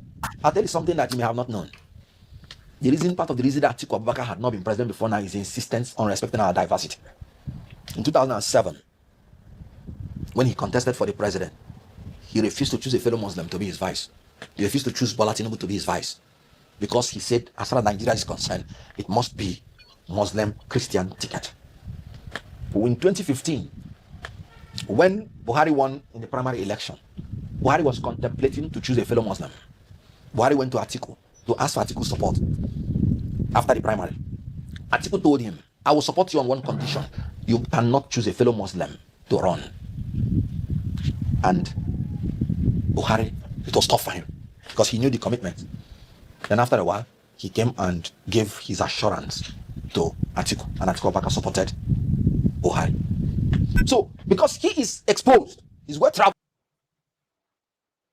All right, so Prince Francis, I can make a take your input on this, but before taking your take on it, make a quickly let Nigerians know, please, Nigerians, I beg now, make on a subscribe now, like now, share now, make a pour libation. I go bring real ndoki them use come pour for now. I'm not gonna just use subscribe now. You guys kindly subscribe, like, and share. If you haven't done so, please kindly do that. Like on this post and share it and subscribe. Don't forget to also follow Prince Francis Chilaka at Prince Chilaka TV. You did for just go type and for your YouTube, then I go see him too. Follow him like your village people too. All right, so make a take your. I'm happy. For the first time, I am happy. For the first time, Kenneth Okonkwo is calling himself a street urchin. It takes an idiot to know an idiot. It takes a stupid person to know that another stupid person has employed stupid people. For Kenneth Okonkwo to know that those who are around Peter Obi now are urchins. He is the number one urchin now. He's the chairman. He has always been the chairman. So what is he talking about? This simply shows you that there's something bitter. There's bitterness in Kenneth Okonkwo that he has not said out. Yes, there's serious bitterness that he has not said out. And, for me, I really don't know where Kenneth Okonkwo stands. I think, first of all, let us be sincere with ourselves. Kenneth Okonkwo failed as an actor.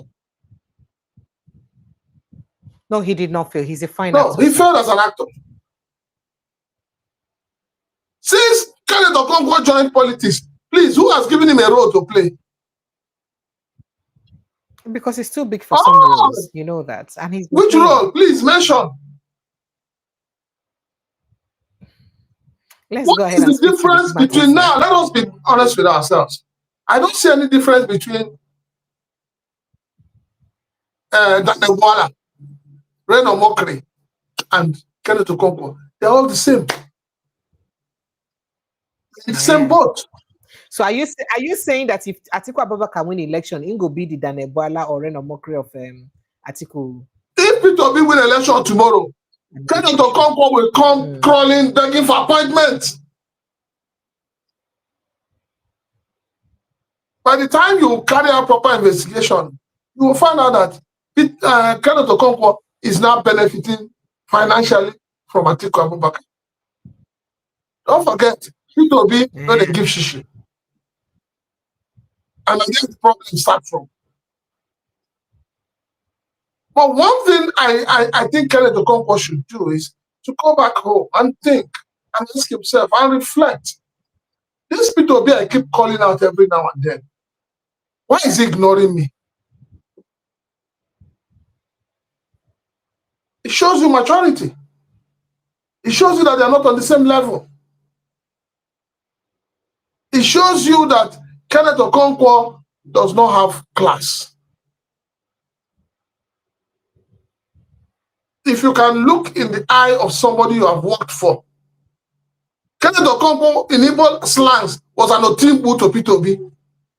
And you know what? You know the meaning of Otimbu? I'm also wanting to know. I would also love to know the meaning of what was that word Kenneth said. Is it cookie? A cookie. That is local dog. Like yes. Not like a Rottweiler. No, a cookie. Yeah, Nkita is native dog now, local dog. So if he believes that those around Peter Obi, those who are working with him, if that is how he categorizes them, then he's one of them. Because he has worked for Peter Obi. He has carried Peter Obi's bag. He has spoken on behalf of Peter Obi. So Kevin should go and have a go and get his life together. If he thinks he's that popular, let him go and contest councillorship in Shebi's from Anambra State.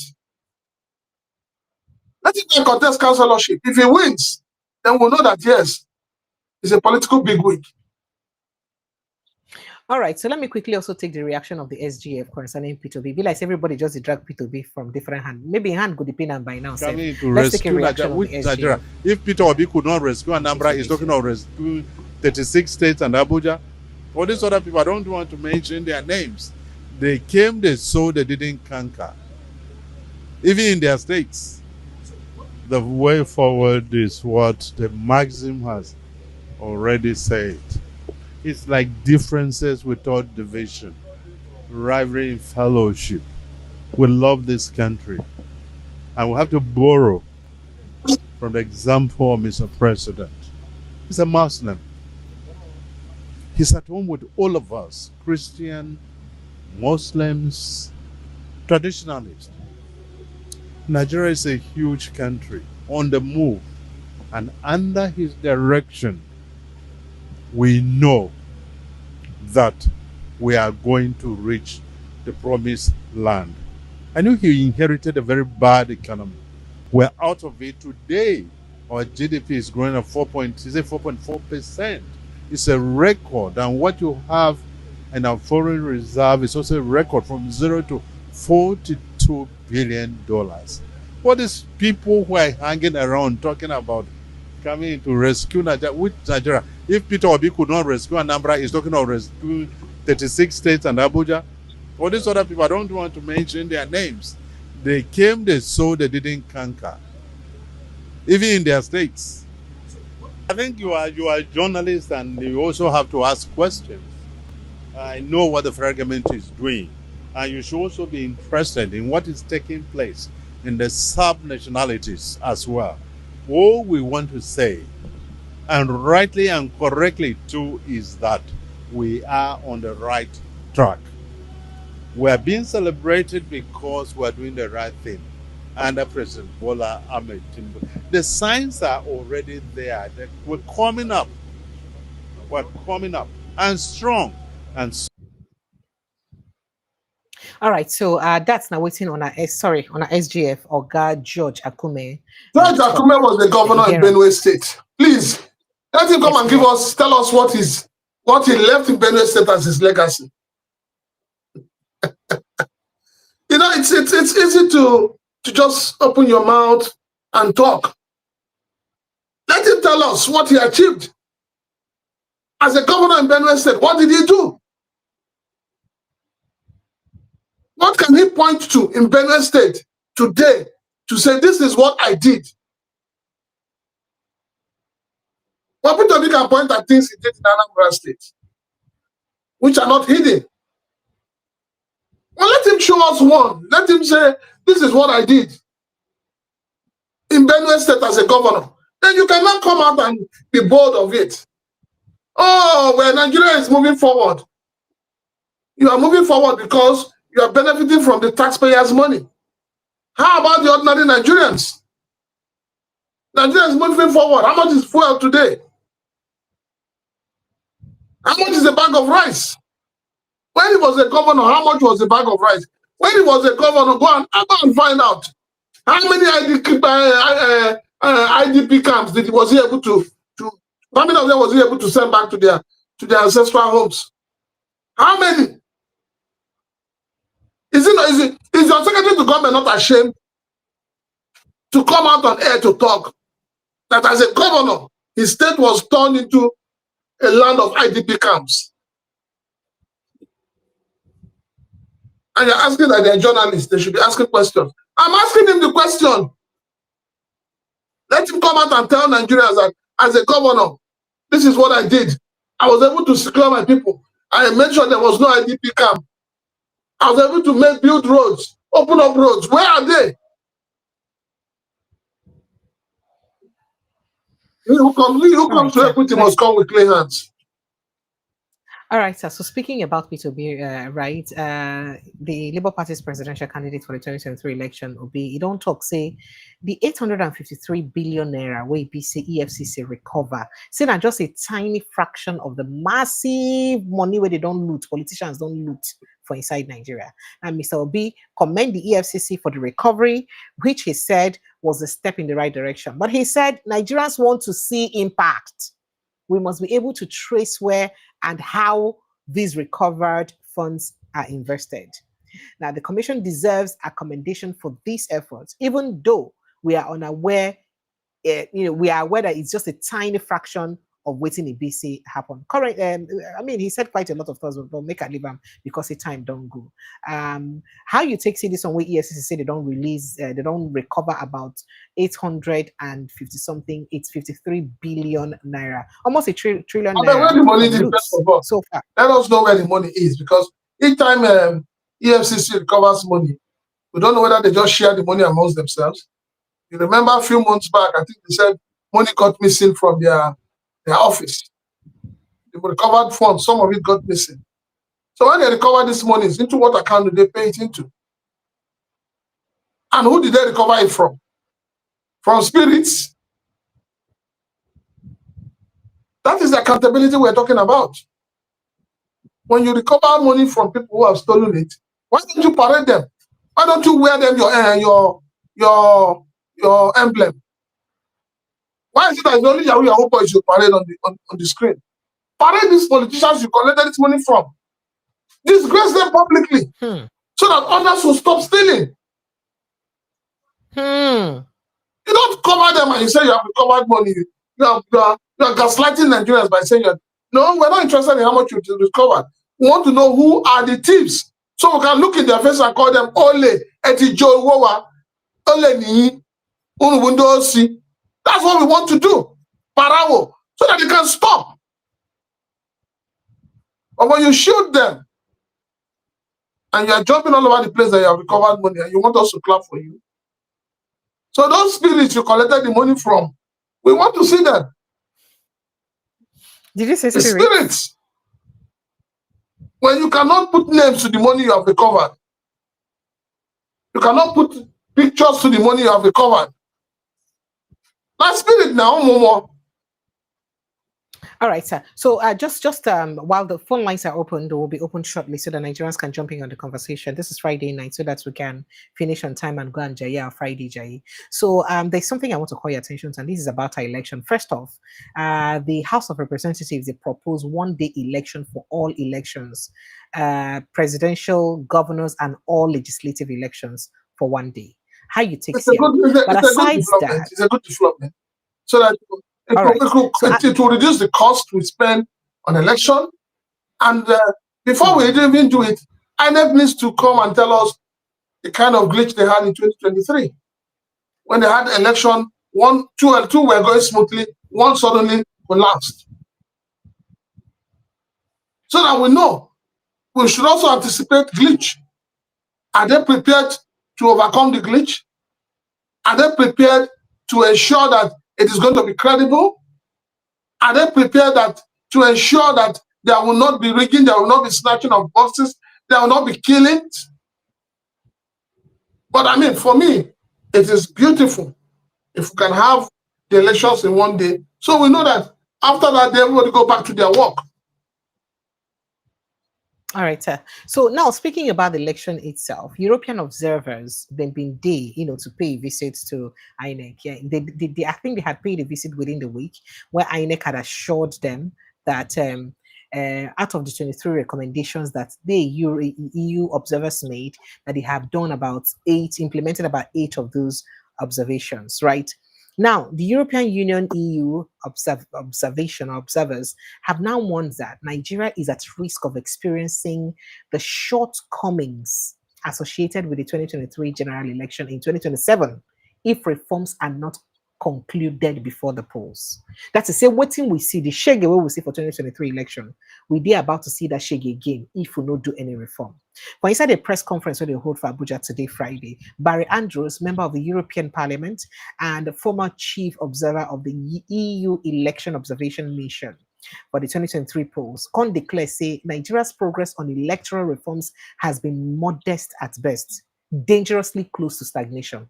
I don't know whether you understand them. That is, say, the progress will they make for inside to change our electoral reforms or to implement electoral reforms or to change our election processes. Say, it they very modest. That is, it just like saying one step forward, 20 steps backwards.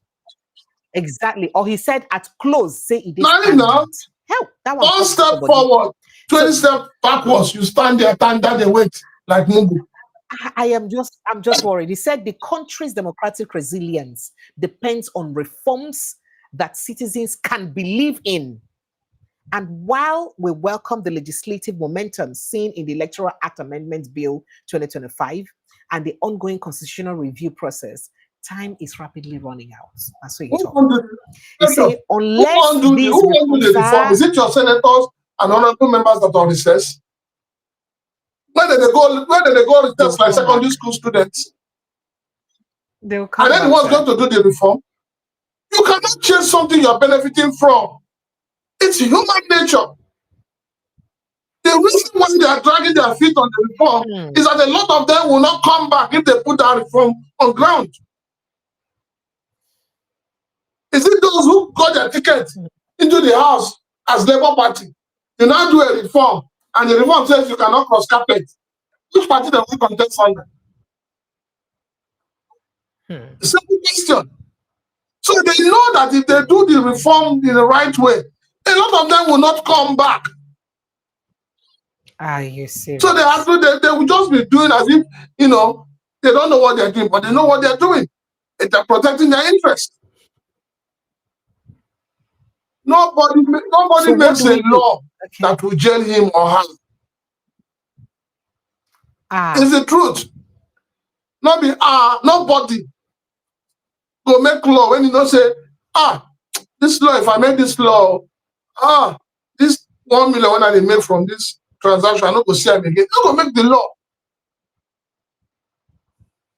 Our politicians are money conscious. They are money driven. It is about them and them alone. They want to be lining their pocket up, nothing else, nothing matters. What stops the National Assembly up to now to say, look, this cross-carpeting needs to end. If you are elected on platform of APC and you decide to leave APC tomorrow, you lose that seat. Can you be employed by Precious NETV and then you cross to Chilaka TV and be collecting salary from Precious NETV? Is it possible? But this is what your politicians are doing.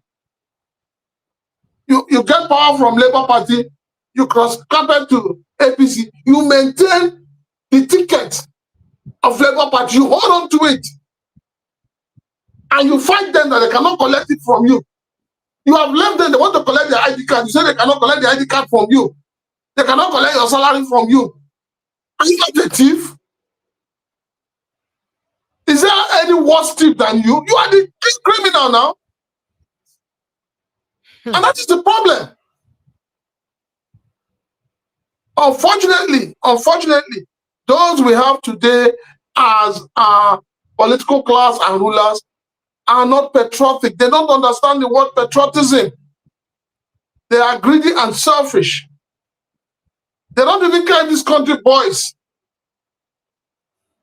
So long as they collect their largesse, they collect their constituency allowance. By now, I expect that this Senate should realize that Nigeria is bleeding. Nigeria is, like the president said, he inherited an almost dead economy from who? The person they inherit from no get name. You saw your All right, secretary sir. to So I you beg saw you your to just secretary to quickly point government out saying some. that they inherited. What stopped him from mentioning the name of who they inherited it from? APC inherited from APC, and they're not ashamed to talk about it in public.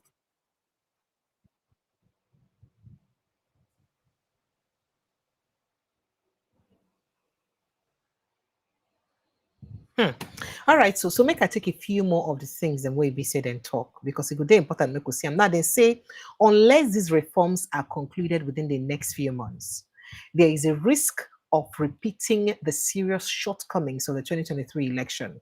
We encourage all political actors to seize the momentum to deliver reforms that can safeguard transparency, inclusiveness, and credibility in the 2027 elections. Then it is within them talk. Say INEC been talking yesterday, say out of the 23 recommendations we say EU observers make, say they don't implement they don't implement it.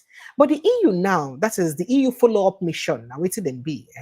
So the EU follow-up mission contact say of the 23 priority reforms we say them propose after Nigeria's troubled 2023 elections, say now only one query now don't they implemented. I say make I tell you, countering within INEC talk saying at 8.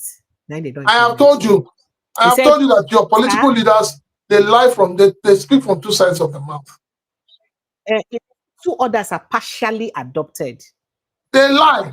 And then the other ones, 8, they remain going. So INEC, just like federal government, is living on propaganda. Exactly. Interestingly, they think that the people who came, they are also ordinary Nigerians, they will deceive. That is why these days, government is telling you, government is telling you, oh, GDP, everywhere you go, GDP. Very soon you go talk to GDP tank. But the GDP, is it filtering out to the ordinary Nigerians?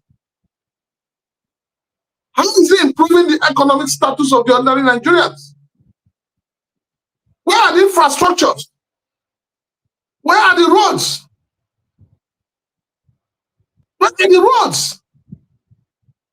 The video that has been trending about Benin bypass, what is government doing about it? Asaba Onitsha Bridge, what is government doing about it? So when you're making noise about your GDP, and your people are going, all over the place begging for food. A lot of Nigerians have become corporate beggars. And you are beating your chest and saying your GDP. You are beating your chest and saying that you now have so much money that you are backed up. Precious. There's something the Bible says. The Bible says that if you are bringing offering to the altar and you remember, say, your brother, you don't offend them, make you leave that offering. Go settle with your brother. That's number one.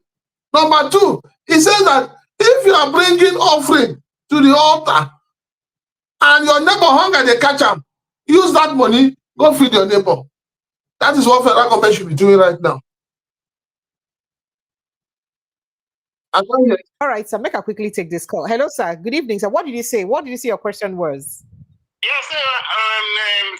Prince was right in asking that question. You heard them talking about increasing GDP, increasing reserve, and all these things. But as that's translated into reduction in unemployment? Because I don't know, because people seem to be unemployed or they are underemployed, they are not paid the right amount. I don't know whether they will shift that to state governments and all this type of thing. But if you look at the general picture, is it right for someone like Akume to stop vomiting sorry, I withdraw that word. That saying what he said. That is not right. And secondly, do we have independent watchdog in Nigeria to verify all these things they are talking about? that's just my question. But I enjoyed this evening's program. Very fantastic. I've been following it from the beginning to now. Thank you so much. I appreciate you, sir. Thank you very much. Thank you so much. Thank you so much. Oga Prince Francis, now you didn't ask that question. Independent watchdog. Independent. Come on, answer question. You didn't hear the question. Say it, repeat it. He said you then get independent watchdogs to verify all these things in government they claim. See, what the government is doing, let me tell you what government is doing. They are preparing slides that they will use to deceive Nigerians come 2027. Oh, whoa, slides by media footprint. Cool, that's why they keep telling you our GDP is here. Our external reserve is here. We have introduced tax reform. We have given 300 billion to how many households? We are building Calabar Highway. We are building this one. We are projecting. It is slides for 2027 that they are preparing. Nothing physical, nothing tangible to use for campaign. Hello, good evening. Hello, Precious. This is Charlie from Badagu. Hi, Mr. Charles. You're welcome. Yeah. Oga Priscilla, good evening, sir. Oga Priscilla, good evening, sir. And I greet her back. They greet you back. Go ahead, sir. I love Priscilla a lot because he know how to chew bones when he's talking. Hey. Yeah. You know, men chew bones, Precious. You don't eat a biscuit bone. You chew bones. Women can't do it. You know, women they chop biscuit bone. Will they chop more? The word. Priscilla says it the way it is. Okay. You know, huh? I said okay. That's why he's one of my favorite analysts, the best analyst here. That's why I love him. I love his when he's talking, he talks my mind. You know? Yeah. We shouldn't pamper these politicians anymore. Akuma is a criminal. All of them are thieves. How? Yes, now who you take your money. He's a thief. It's about our money, not my money. Our money. Not a job. All of them, these people we are pampering, they are just killing Nigeria, taking us backward. Lies. Atiku cannot be trusted. He does it against OBJ. He wanted to overturn OBJ before. When OBJ made him a VP in this thing, it wasn't even his time. Paraventure, he became a vice president. He wanted to overturn OBJ. Atiku is just running for his own agenda. He will not step down for anybody. We must not put this point in our plan. All Nigerians must come out and demand for electoral reforms. I keep on saying that. Because they are not prepared for all of us. Now, what's the EU follow-up observers they talk right now? That's what they're saying. They said if we not get those reforms, say nothing, say we will face the same things we will face for 2023. And that's really what I'm saying. And EU said they only help them. Let them help us sanction these people. Sanction them individually if they are serious. They should sanction them. Because if Nigeria war come out now, the whole world can't take us too many. They must think on that line. Because 2027 will not be business as usual again. Nobody can stand another cheap pain for another 4 years again. The suffering is just too much.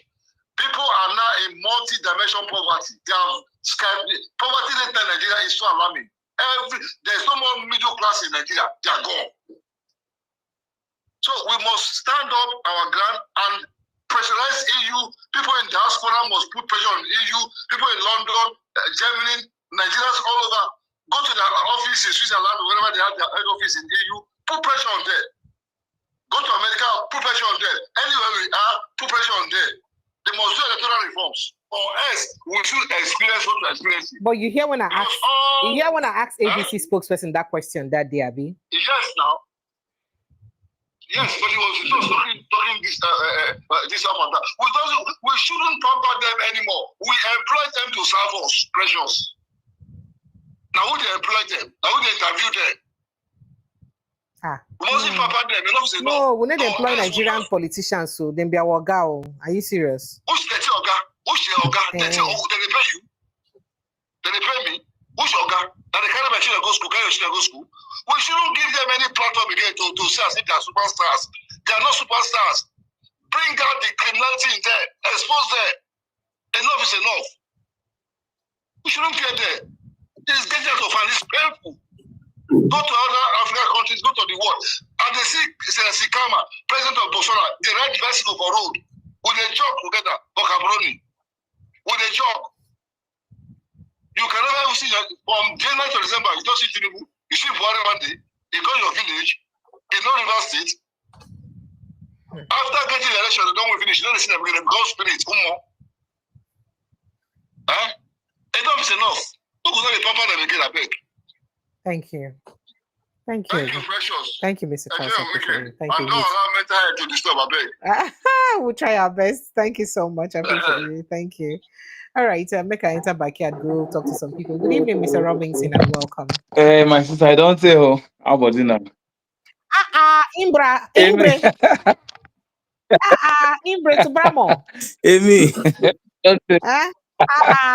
You don't tell. That's why you leave me wrong since it's not good. The season, as because they teach for school and they also they do soccer now, which is football for Nigeria as their coach.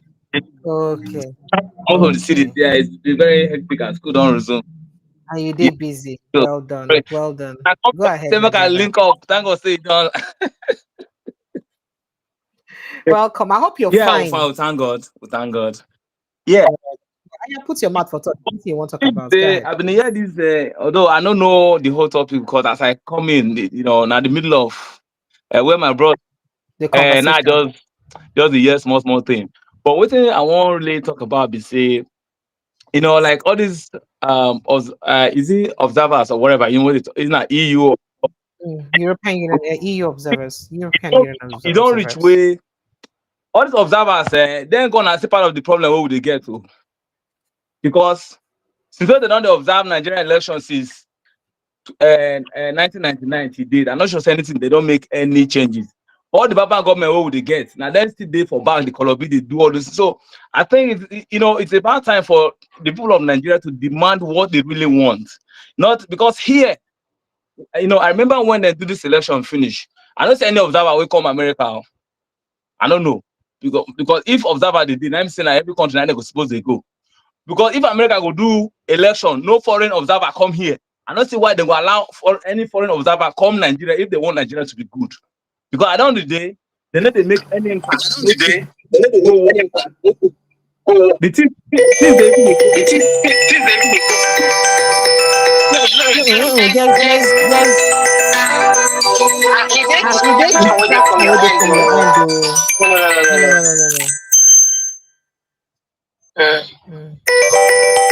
There's a distraction.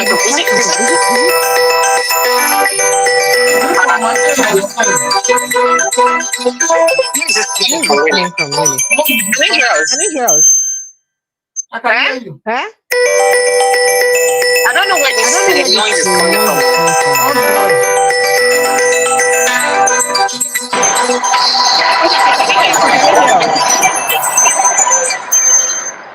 Difficult to hear. Yeah, I can hear you now. Okay, go ahead. Go ahead. I don't understand what's going on. Go ahead. So the point I'm making is that it is about time for Nigerians, this democracy, whether we borrow them or not, it don't be part of us now. Okay, so I think it is time for Nigeria to now look at and say, okay, if the politicians don't want to do it, the people need to force them to do it. Because they don't want to think anything than their family. But if the people are really ready for anything, because every country, even for America, who they claim, say America, or for UK, now the people they demand what they really want. If they really want, if they want to make the government or whoever that is in politics or whatever to behave well, and the people could decide. If they are ready to say, okay, more will not take side based on ethnicity or anybody. I think if they really want things to work well, they can really hold on to people, regardless of where they come from. So nobody say, oh, this one is my brother, I come from so place. More just come on eye for that one. Because if we know come on eye for those things, not how will Nigeria go good. Because 2027, another story of 2023, we'll still talk. You understand? So, and all this reform, like the last caller, I've been here waiting to talk. If the people can just decide, it's not about the people anyway, because nobody will say, politicians are maybe like 2 or 3%. Like, I don't know how many them be. But if the people say, okay, we don't tire, we won't change this thing on our own. Everybody go sit up, and no politician will go we go want see anything make it happen to them because they love their life more than and their money. You know what I'm saying? So the most important thing is it would make Nigerians really see how they could help themselves down. Thinking about all these foreigners cannot do anything for our countries. I mean, for our country being in, even being a Nigerian is also a factor these days anyway.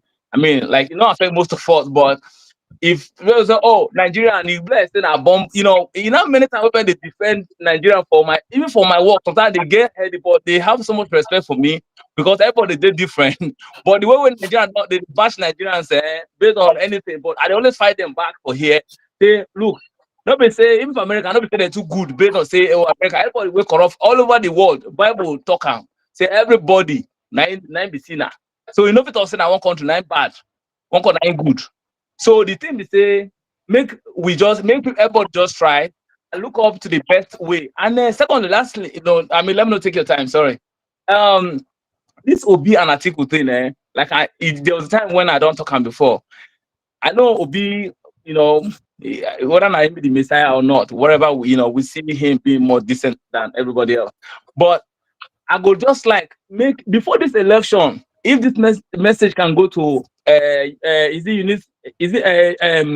the obedient guy, Eunice Tanko, or whatever his name is, right? Pass the message. I want is if the people even come here for Washington State, I don't mind. Make I even travel, drive, go there, because it's about time to allow this government, especially as Trump Day, will be a good passage for Obi to be elected, because this guy will make it easy for Obi. So it's going to be a good time, and I thank God say Trump did this time. So it's not going to be like APC, we just ride Nigerians. It's going to be tough for everything. So we're going to use both diaspora and both Nigeria, every level to bombard this, because it is about time for Nigerians to stand up. Right. So that's my take. Thank you very much. Thank you so much, Robinson. I appreciate you. Thank you so much. All right. Hello, good evening and welcome. Yeah, prayer. Sir, C2 from Sierra Leone. Yes, it's right, me. Good evening, President Chinaka. Go ahead. Good evening.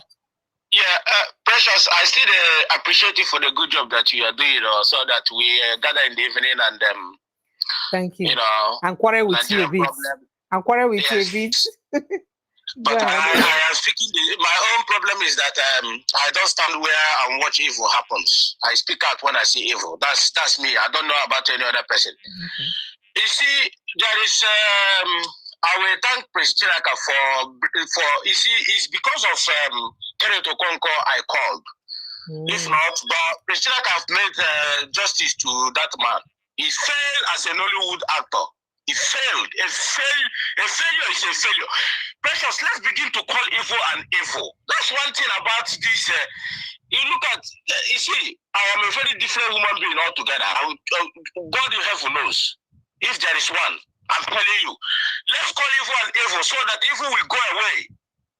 You don't bumper evil. You call him in fact, you tell him who he is.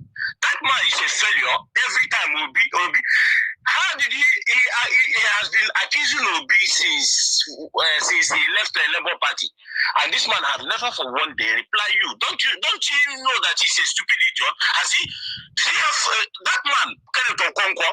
The advisor, does he have parents? Does he have brothers and sisters that can advise him? That this man you are talking about, you brought out every time.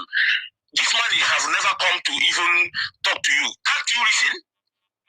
He can't reason because with his big mouth, he aunt Andy. He think he's Andy. He think the people have time to aunt Andy movie with him. Now, let me tell you something, Precious. Am I coming out clear? Go ahead, please. We're waiting for you to finish. Precious, sir. The Agoro guy that was speaking, okay? He spoke Tinubu mind. Let's not beat around the bush. He spoke. That was Tinubu speaking. He spoke. If you want to see where law works, okay? If somebody can let me just say put it in African country that know what they are doing. You can see let me just say Kenya from example or others. You can see such a thing happening. One political party threatening other people that if they didn't vote so party, they will pay them, they will do this, they will do that. You will see the justice instantly, but it's not in Nigeria. As long as let me tell people something. It's only by the miracle of God that they will defeat Tinubu. How Nigerians are going to do it, I don't know. Tinubu has managed to succeed. Tinubu is a governor of Lagos State. You all can see how he had everywhere. And you people, he managed to put himself as a president. And you people think you take away power from him? Tinubu, you don't know who Tinubu is? People, I just don't know that maybe, I don't know how it's going to happen. But if it is obedient, who made this comment that this Abu did? Do you think that DSS and police army will never swing to action? Of course, they will call Obi all manner of names today now. That, hey, it's not any other thing. They will be saying, see, this Igbo man, I told you, this is how they will rule Nigeria. But gone are the days they will bring out that their propaganda. We are here. We are everywhere in social media to debunk their lies and their satanic lies against some people. Thank you. We're going away. Thank you. Precious. Sir? Yes. Let me tell people something. The Agboro guy is speaking to Tinubu mind. Let us not make any mistake. Thank you. Thank you. I appreciate you. Thank you so much. Hello, good evening and welcome. Yeah, Mazi from Germany. Oga Mazi, how are you doing now? I did, my sister. Well done. Thank you. Yeah, you're doing a great job. Welcome. Thank you so much. Only time is a problem here. Trying to watching you, Yeah, my greetings to my brother, President Chilaka. Very brief. Sultan of Sokoto was talking about jihad not meant to do this and do that. One thing with these people, I don't know why they are not honest with themselves, because it was through jihad that is now the Sultan of Sokoto. The Sokoto, because the jihad, the one way preach saying a peaceful one. I be the jihad of the extremist one. My sister, there is no peaceful jihad, because even the reason I'm asking you, I know that you've lived in the north, like you have said to us several times, so that's why I'm asking you. Even the way, because I, as a young man, I grew up in Gusawa, Zamfara State, before start going, coming down to Jos and this and that. I don't know why there's the jihad. There's no peaceful jihad. There's no peaceful war. Is there any war that's peaceful? So are you saying that jihad is a war? Yeah, jihad is a conquest. It's a kind of religious war. But that's not what he's saying now. That not be what in talk. Sure, you hear what in talk, say be. I had it now, but that's what I'm saying. That sometimes they are not honest with themselves, because what does jihad mean in Islam? Jihad is not like when you say, okay, gospel of redemption, maybe preaching the gospel. No. Do you preach gospel with sword? Do you preach gospel with with machetes? Do you preach what? Do you go to countries and commit jihad and sack the people and take their land? Even what we're not talking about 1,000 years ago. Sokoto jihad happened about 200 years ago, or even less than 200 years ago. He's sitting in a place that his forefathers conquered. He was, that's what jihad brought to Sokoto State and other emirate councils in the north. So why is he saying this? I know he's a prominent man, and you don't need to abuse him or talk ill about him. But he should please, give us a break, because we know this violence, extremism. Yes, and then when they come over here, when they preach this thing, you get your stomach start turning, because they're not, and nobody's there to say no. That's the issue in Nigeria. Like over here, somebody will stand up and say, "No, look at the meaning of jihad." But over there, nobody is willing to talk. Nobody is about to talk. Nobody can even talk because of the way we do, the way Nigeria is. And finally, Kenneth Okonkwo, what they call him, it's a pity that young man has, he's turning himself as, from there to there, from APC to PDP to, running around. As a lawyer, why not he go and get a chamber and look for clients? At least he can speak very well. He's an educated man. Must he be a politician? Because in Nigeria, you become multi-millionaire when you're a politician. I think he can do better than this. All these things he is yapping here, yapping there, abusing people. Look at the words. For me, Dr. Kachi on Nuju is one of the person I love listening to when he comes to your this thing, and when he comes to on air. This man is well respected. This man is a brilliant man, Dr. Kachi.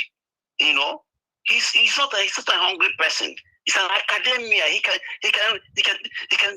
I mean, he can, live with doing things with you and another things what he has been doing before.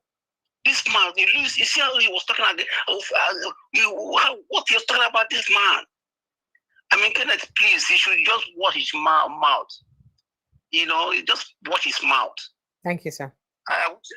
Sorry, finally, look, my sister, Nigerian politicians, they're not ready to set that country free. They're not ready at all. If they are ready, let me tell you, Nigeria is ready to govern, but they're not ready. Reform Nigerian political sphere, make it constitutional that this must be rotational. Without rotational presidency in Nigeria, there will be no political harmony in Nigeria. Thank you. Bye-bye. Thank you. Thank you so much. I appreciate you, sir. Thank you so much, sir. Ouch. My phone line is still there on fire. Make I look whether I go feel respond to some of them very quickly. And I get people from my backyard. No vex. So today on a Friday, sir. Make I put Mr. Mop on standby while I talk to the person on the line. Then, Mr. Mop, good evening and welcome. Sorry, you helped me be on the line a bit. Let me speak to someone on the phone. Yes, sir. Thank you. Good evening. Welcome, please. Good evening, Precious. How are you today? I'm very well, thank you. Sir, remind us your name and where you're calling from, please. Yeah, I'm my first caller. My name is Godwin. I'm calling from Australia. You're welcome, Mr. Godwin. Go ahead. You. Let's hear you. Thank you. I just want to thank Mr. Chilaka for his good work and always being honest and saying how it is. And for me, I just feel Nigerians are not ready yet. Yeah, we are not ready. Yeah, we are not ready. If you're ready, we know what to do. We've been quiet for too long. We are not ready. When we are ready, we'll take back our country. But at the moment, let's just enjoy whatever they're giving us. That's all. That's why. Why do you think Nigerians are not ready? Sorry, sir, I ask you. We are not ready. If you're ready, we'll know what. If you're ready, we'll know what to do. We are not ready. The truth is, when we are ready, everybody will have to take to the streets. What is going on in Nigeria right now? I'm not there, but we hear things every time. Sometimes you just begin to imagine, like, what is really going on? Is this the country or what? What is going on? All right. Like, what is really going on here? All right. Thank you, sir. There's no place, there's no country that people don't keep to the laws. People don't keep to rules. Even in abroad, why people are not happy doing the right thing? Because definitely you will get a fine. And you have to pay. Nobody tells you around. So you don't have a choice but to do the right thing. Yeah, you don't have a choice. By the time you pay a fine twice, the fine you're paying is enough to pay your rent. So why are you quite doing that same thing over and over again? Are you? So, but Nigeria, even anything goes. People are just doing what they like. No, there's no penalty. Nothing happens. Nothing. Thank you. That's why I'm saying we're not ready. When we are ready, we'll do the right thing. All these people are accountable. Thank you. Thank you so much. I appreciate you. Thank you. All right, thank you. Apologies, I didn't hear that. I think he tried to say we should enjoy the rest of our day. Thank you, Mr. Mop. Let me let you get in, jumping on the conversation. Okay. Yeah, greeting, Precious. Where's Mr. Chilaka? Prince Chilaka, I want to ask him a question. He's coming. He went to the backyard. I have 3 questions to ask him before I proceed. Hopefully he can hear me. But if you come back, I can repeat. Okay. Oh, how are you, Mr. I'm Chilaka? sure he can hear you. Prince Chilaka. I got a footprints now. You're a prince. I have to footprints in your initial. But having said that, let me ask you. I have 2 or 3 questions to ask you before I narrate my own monologue. One of them, can you give me an update? How realistic is the net fund? Is that any truthful to about the net fund, and how you think the net fund is benefiting the student of Nigeria? That's one. Second, I saw the president and I think at the National Theatre in Egomo. Has it been renovated? I think he went there, my own understanding. It is now Wale Soyinka Theatre, and I don't know. Has it been refurbished and renovated? I don't know. It was really. I mean, I was in Nigeria last year, but I Go. didn't go by that far. But I'm just wondering, has it? The last time I checked, it was a lot of bushes and debris there. Yes, now. Go to your third question. So my third question, you answered this last question. So my third question is about what I think you said about if a younger person come, he may likely step down. But in my own opinion, what do you think? Do you think that if that happens, it's going to be a transparent, primary, or is it going to be dollarized? Which I know that Peter Obi wouldn't like to participate in that kind of competition. What do you think, might actually be the outcome if it actually step down and let it be transparent for membership to, to participate in the primary or otherwise? Just your opinion, sir. Apparently, we hear people have been benefiting, but then I've spoken to quite a number of people who their children are in universities, and they keep telling you we have not been able to benefit. Everything in Nigeria is about who knows somebody, how related to somebody. And most times, what the programs that are embarked upon that are called initiative of the president is more of party affiliation. But I know that I also know that from other records that quite a few Nigerian students are benefiting from it. But what is the percentage? That's what you look at. And then how much has been budgeted for it? The money that has been budgeted, is it enough to go round? The money they are budgeting they've used to innovate the International Conference Center, and the money they want to use to innovate your international airport is more than the money that are budgeted for NetFund.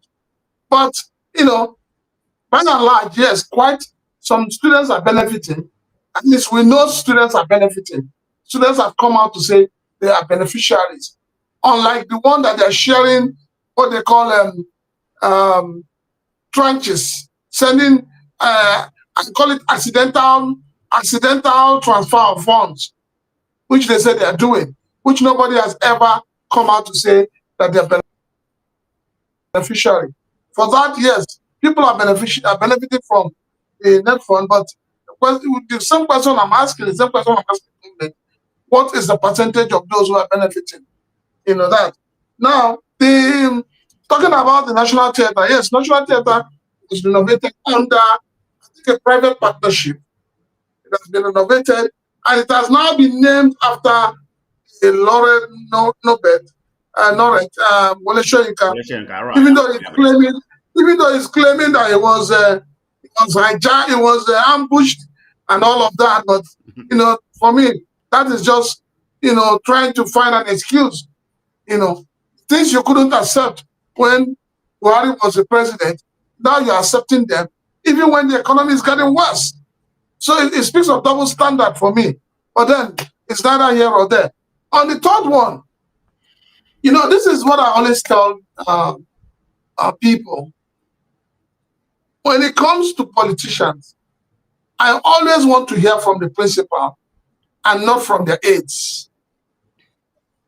Whatever article said to BBC is what it is.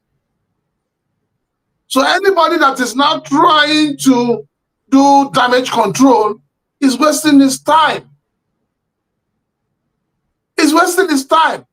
Atiku has said what he wants to say. He didn't say it through a third party. He said it with his own mouth. And the person coming out now to tell us that, what we listened to on BBC was misinterpreted is his aide. His aide is entitled to his own opinion. But the principal has said what he wants to say. Because of the fact that everybody believes that each time Atiku participates in primaries, it's all about dollar. But let me be very honest with you. I don't even blame Atiku. I blame those criminals who call themselves delegates, who have no conscience, who only think about themselves. It is the same delegates who collected his money in PDP. Most of them are already in ADC waiting to collect more money. They're not interested in who rules the country. They're not interested in good governance. They're not interested whether there are infrastructures. The delegates are only interested in what comes to their pockets. So sometimes when we try to blame the politicians who share money, we must also blame those delegates, the beneficiaries of that. So for me, whether there's going to be dollarization or whatever, you will not blame the participants. You will still blame those who would collect money and do the wrong thing. And these are the same people who will come out after collecting money from the politicians. They will come out and tell the ordinary Nigerians to do the right thing. Meanwhile, they are the ones that foisted disaster and monster on the nation. So when we blame the politicians, we must not forget that those who come out as delegates in political parties are the real problem. Thank you very much. Let me make a comment in reference to Kenneth Okonkwo. Prince Shilak, I know you castigate him. I completely agree with you because Kenneth Okonkwo is what I consider to be a folk tongue. You know, somebody who talks from both sides of his mouth. So you rightfully so. I agree with you totally in totality about castigating of Kenneth Okonkwo. You know, I mean, I used to respect him, but hey, it's politics. But he should be a little bit more intellect, you know, unless he's just a movie star, he doesn't want to use his intellect, you know. I know he's a lawyer. But having said that, let me give you all a story about what happened to me recently. It was actually yesterday. I went to a platform, you know. I think the platform is based in London, but it normally come to us during the day, you know. I think early morning here. But having said that, it's about the initiation of this Boko Haram. We have a young man, maybe he's in the 30 or whatever, but he's very influential in the north, you know. He always come from in the north. I think he's from Borno State. So we was talking about it was a different subject about what's actually going on in Nigeria right now, something like that. Oh, it's about what's going on in Lagos or wherever, you know, the demolition of the houses and so on. So when this guy came in, I've seen him before, you know, he's an intellect in the northern, you know, in the northern arena. So he made the first thing that he said is that's how I know that, you know, he's part of the bigger trouble. Maybe he's trying to entertain the people in the crowd because that platform that I'm going tend to pivot. The person that have it is a Yoruba person, but he is very, you know, he combined everybody. But that guy tried to please, you know, try to preach to the choirs. So he said he tried to behave like Abike Dabro. He said most of the people in Indians, they are all Southeasterners. The Igbos are criminal. So we have a lot of Southeasterners there. So we got mad and, you know, started calling him a terrorist or something like that. He said the reason why he said that, Mr. Tilaka, he said because the Igbos are uncultural. He said they don't have any culture. And what he was actually insinuating that the northern culture, you know, are better than the Igbo culture. So he was, you know, it was a very hot debate that we had. So that's why from there we went to Boko Haram, you know. Then I started doing some investigation about what, you know, the emancipation of Boko Haram. We all know there's many, you know, facets that, you know, created Boko Haram. And we know who created the Boko Haram. The leader of Boko Haram, like, you know, Mr. Chilaka, I think his name is Yusuf Mohammed. I mean, where did he study? He studied in Saudi Arabia, the same area that people like what's this guy? The head of Boko Haram before. What's the name of that guy? No, the head of ICE. What's his name? Osama bin Laden that was killed. They all studied the same place. Even the people, 7 out of 9 people that did the 9/11 in USA, they're all from Saudi Arabia. So, you know, that's people that influenced, you know, the Boko Haram that we have right now. I mean, we have external forces, we have internal forces, you know, the open boundary and something like that. So, in a nutshell, the northern people are actually benefiting from what is actually, you know, going on right now. We know about Shekima, Shekima is exactly from the same place. This guy that we was talking to yesterday he's from Borno State, you know, the same tribe or something like that. So this is the problem with Boko Haram. But I want anybody here, Precious and Ms. Like, if you can confirm or deny it. They said there's a story that came out yesterday about USA, you know, that they said that most of the Boko Haram children that had been released, I think say about 20 or 25 of them, has been returned back to the Boko Haram by the northern politicians because they claim that, according to their religion, because they have been married, you know, to the Boko Haram, they need to be returned back to them. But I read it here now. You were not on this platform. I carried it on my news the other day. Is that a true story? It was on my news now. It was on my news the other day now. Okay, say Nigerian government, they return the kidnapped girls back to Boko Haram. That's what the US is saying. Right. But the Nigerian government never reacts to them yet. Wow, this is the same people, that give repentant Boko Haram the freedom, to participate in our society. I mean, how can that not be true? If they can do this to the terrorists, try to return them into the society. Yeah, it's possible. There's a plausible, there's a plausible fact that that may be the true case. But anyway, it's nice to be on your platform, Precious. Yes, sir. It's always be good, and it's always be good to see, Prince Chilaka. Thank you very much, everybody. Thank you, Mr. Moka. Thank you. Good night. Hello, good evening, and welcome. Apologies for keeping you on hold for this long. Which one is good evening and good morning? For where you days and a good morning? Yeah,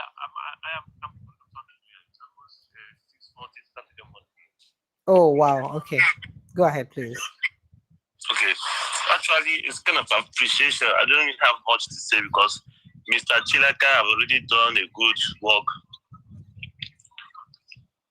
Can I continue? Go ahead, please. I can hear you. Okay, sorry, I was watching the YouTube. So, Mr. Chilaka have already done a good work with Kenneth Okonkwo, so I don't have much to say. I'm a kind of a first-time caller, but I'm a regular listener. Oh, stop it. I like it. You are? I started watching you from VOP. So even when you used to do your show after the Sandalism, I always watch you. So, music, yeah. And I focus mostly. Yeah. So I just want to say thank you for the good work. Not too much. Thank you. Thank you so much. I appreciate you. Thank you. Bye-bye. Thank you very much. Bye. Thank you. All right. Who am I speaking with now? Dr. Chris Iname. Good evening, Dr. Chris. Are you there? Dr. Chris, good evening. Are you there? Okay, you're driving, so maybe you no go fit hear us. I don't know whether you hear us. We can't hear you. We cannot hear you, sir. We can't hear you at all.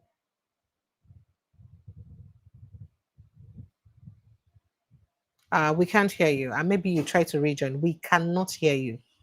We can't hear anything you're saying, sir.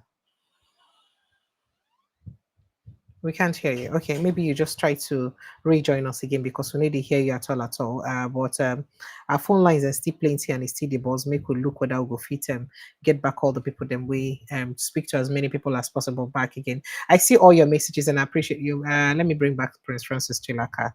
And okay. All right. Hello, good evening and welcome. Good evening. Hello. Yes, ma'am. Good evening. Good evening. I called earlier. All right, welcome. From work. Welcome. I'm calling from California. My name is Pat. I listened to your program. You're welcome, ma. You're welcome. Go ahead, ma'am. I'm eating right now. But let me say it's morning. Good morning. Oh, yes. Good morning. Good morning. In California. So what time is it? Oh, it's good afternoon. Actually, Okay. it's 2 o'clock. Okay. Yeah. So what I'm trying to say is, Nigerians need to come out. I mean, we need to come out. We in diaspora, we are hurt. We want to come home.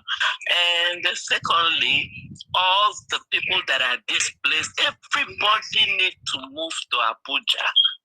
The displaced people, if they can walk, everybody needs to be in Abuja right at this moment, because that's what we need to do to get these politicians know that enough is enough.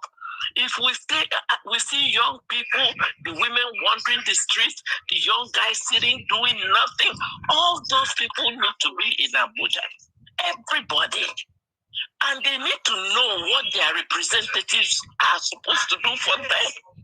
You know, a lot of them don't know what their representatives need to do. The senator, the House of Rep, they don't know. Everybody's calling Tinubu. Tinubu cannot do everything in America.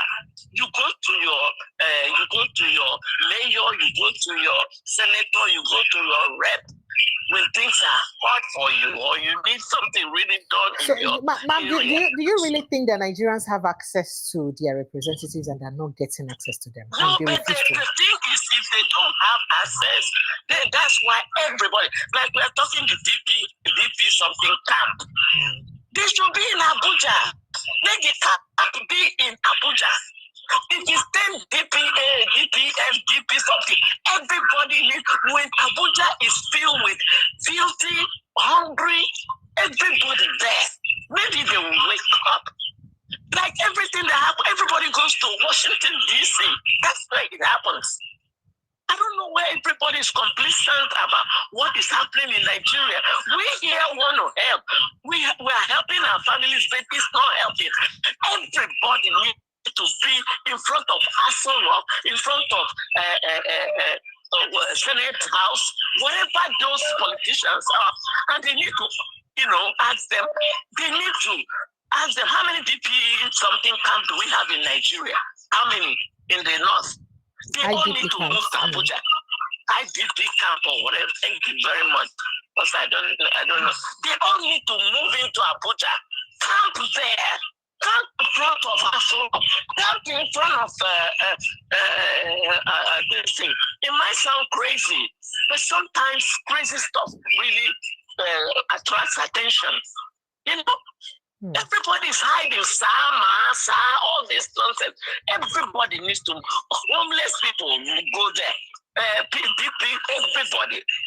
If you don't have a job, go to Abuja, not Lagos. Nothing is, Lagos, you can get stuff happening. But Abuja is where those thieves are. I call them thieves, I'm sorry. Secondly, we must go.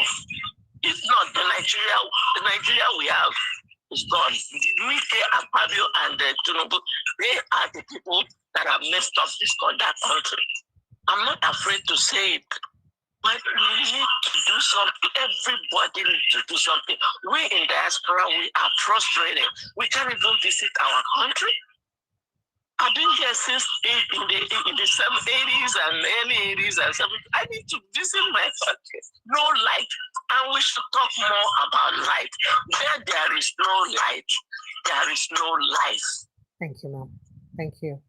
Thank you. Thank you so much. I appreciate you. Thank you. You've spoken so well, and I just hope to make this matter enter the ears of our people. Then may they hear them and may they do the right thing. Okay. All right. Make I see whether I fit talk to Mr. Obi. Mr. Obi, good evening and welcome. Good evening, Precious. How are you doing? Very well, thank you. Where are you calling us from? I'm calling from the city of New York. You're welcome. So go ahead. Prince Chilaka, is he still there? He is. So okay. Hello. Well done, sir. Fine, you're doing a great job, bro. Yeah, Thank keep it so up. Precious, did you guys talk about the Iyaloja of Benin? I never talk reach that side though. So I just post a video for that one. I never talk reach that one. I be Prince Francis, you go like put him for inside the Iyaloja matter. Catch him for update. Isn't the Iyaloja Iyaloja matter has been settled. The Oba of Benin handled it very well. No, but she has already inaugurated the people she inaugurated. No. If you listen to the Oba very well, if you listen to the Oba very well, whatever she has done is an illegality and cannot hold weight. The Oba was very clear on it. So and you know that the Benin people have a very strong culture when it comes to the Oba of Benin. And the Oba said something that really amazed me. He said there are 3 positions for women. And out of those 3 positions, one of them is coronated, and the other 2 are just titles. So where are you going to place those people she has brought in now? So for me, it's just she was just trying to try her luck, and She got what she really now, when you talk about Amafo, I ask a question before you continue. You know, say most times when Ibi say people for within the Southwest, they accuse other strangers them, like those of us who from River State, say when they or Igbo people, the way they always accuse that you don't respect people's culture and all that. Do you think that the president's daughter also respected the culture of the Edo and Benin people? No. She has no regard for their culture. She doesn't even know their culture. She just her mindset is to impose that it's a political appointment. That was all. She just wants to appoint her own ambassadors, irrespective of feelings and culture of the people. The same thing they're accusing the Igbos of doing in Lagos is what she has got to do in Edo State. So are the Igbos appointing their own political structure in Lagos? That is why when you hear of SND Igbo, Lagos, SND Igbo. Okay. So for me, that is an aberration. I've never supported it. It's nonsense. Because even crown wear and crown for neck. Put them sitting. If you're an SND Igbo in Lagos, when you go back east, where is your domain? How are you going to change? Are you going to change your name back to Emmanuel? All right. So for me, that's an aberration. All right, thank you. Go ahead my call, problem sir. is that when did all this nonsense start? What does that mean? What does is that a position? I don't get it. That we just accept nonsense across board. Can such a woman go to Benin when somebody like Obaseki was there to do that nonsense, or when somebody like the governor that we never had? You know, was the governor of the state. Can such a woman step to Benin and go and do that nonsense? They just put a puppet there, and they are able to manipulate him. They are able to insult him. They are able to tell him that he doesn't cut the shot here. That whatever they want goes. Exactly what they're doing to the state. It's just a big shame. I just feel a whole Nigeria. Ijaloja of Kini, as in how it was. That name is a Yoruba name in the first place. It ended in the West. Okay, things are just happening, and we're just looking at it. Everybody just looking and smiling, and if maybe in the former Oba that we had, she wouldn't even have a opportunity to go and see the Oba anyway. Nobody will give her that audience in the first place because they will ask you, where are you coming from? At the gate, in fact, at the secretary level, you are bounced back straight up. But everything is now politicized that you can sit in the Oba Palace as in what capacity? As in daughter of the president. What does that mean? What does that mean? Daughter of the president. Okay, so you know, I'm the son of the president too.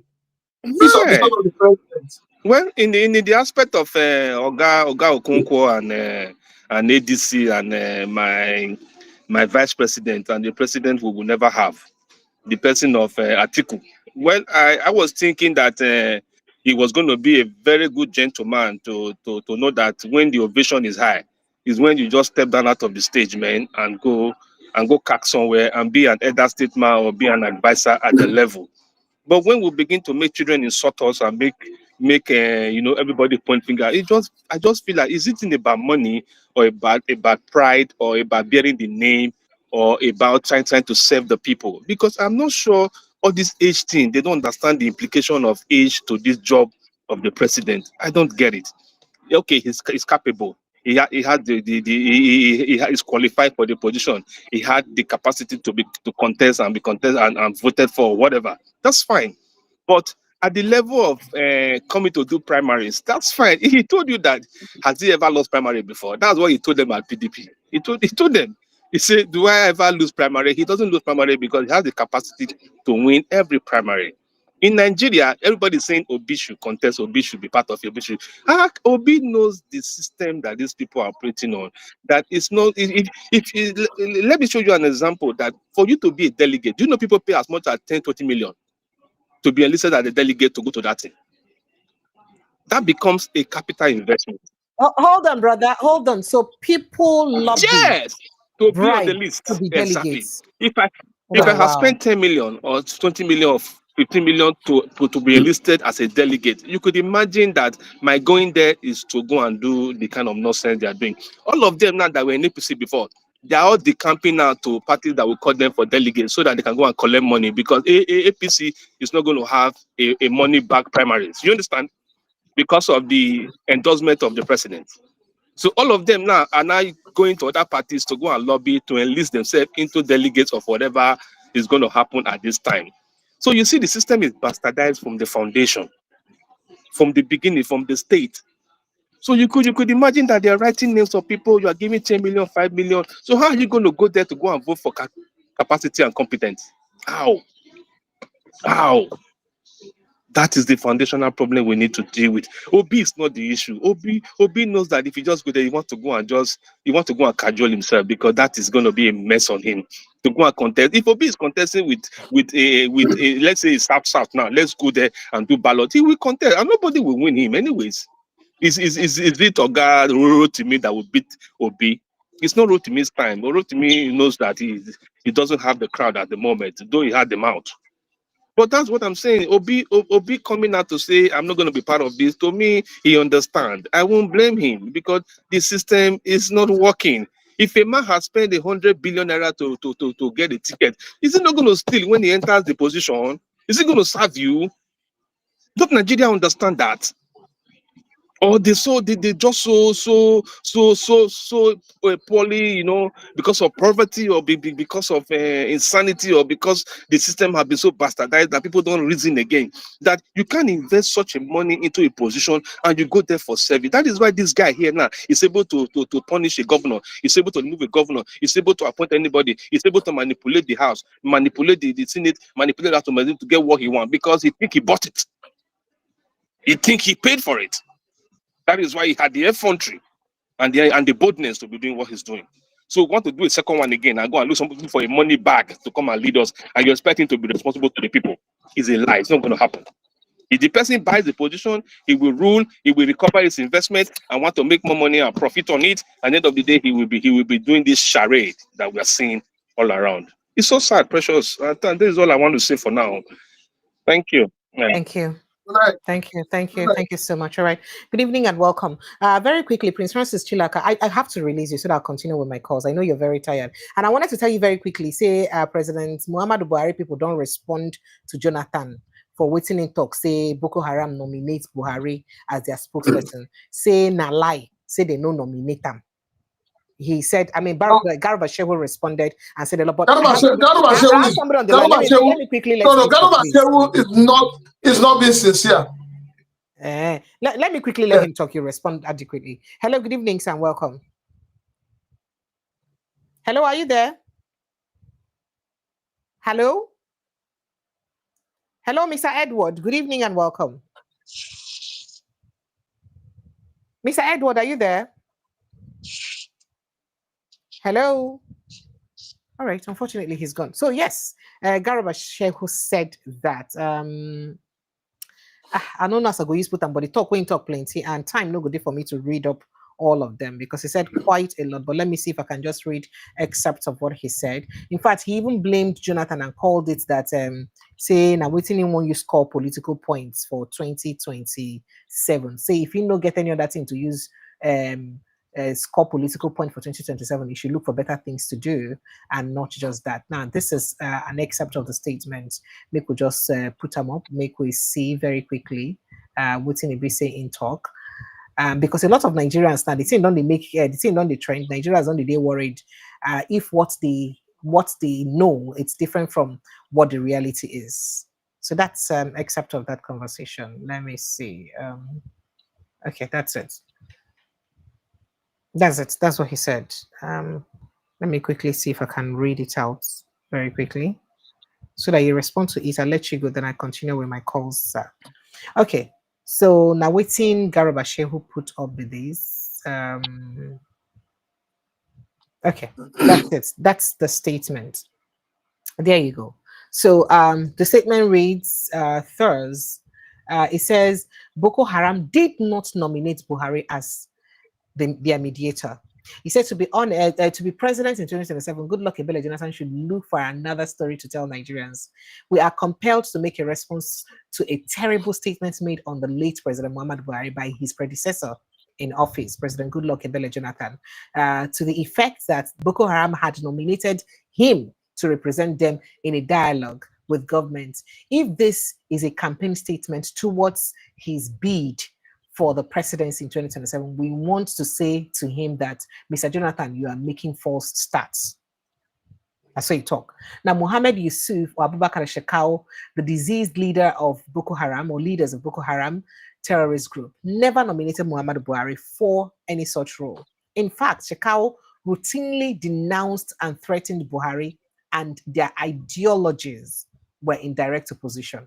I saw you talk. That is, say, the ideologies are different. In 2014, Muhammadu Buhari escaped a bomb attack on his life by Boko Haram in Kaduna, in which his personal staff suffered various degrees of injury.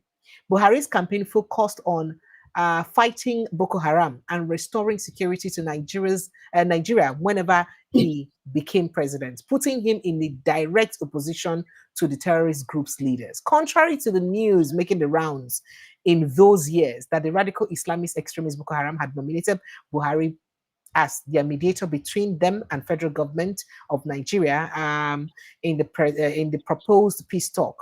The retired military general denied knowledge of his nomination. That is to say, Buhari denied knowledge of his nomination.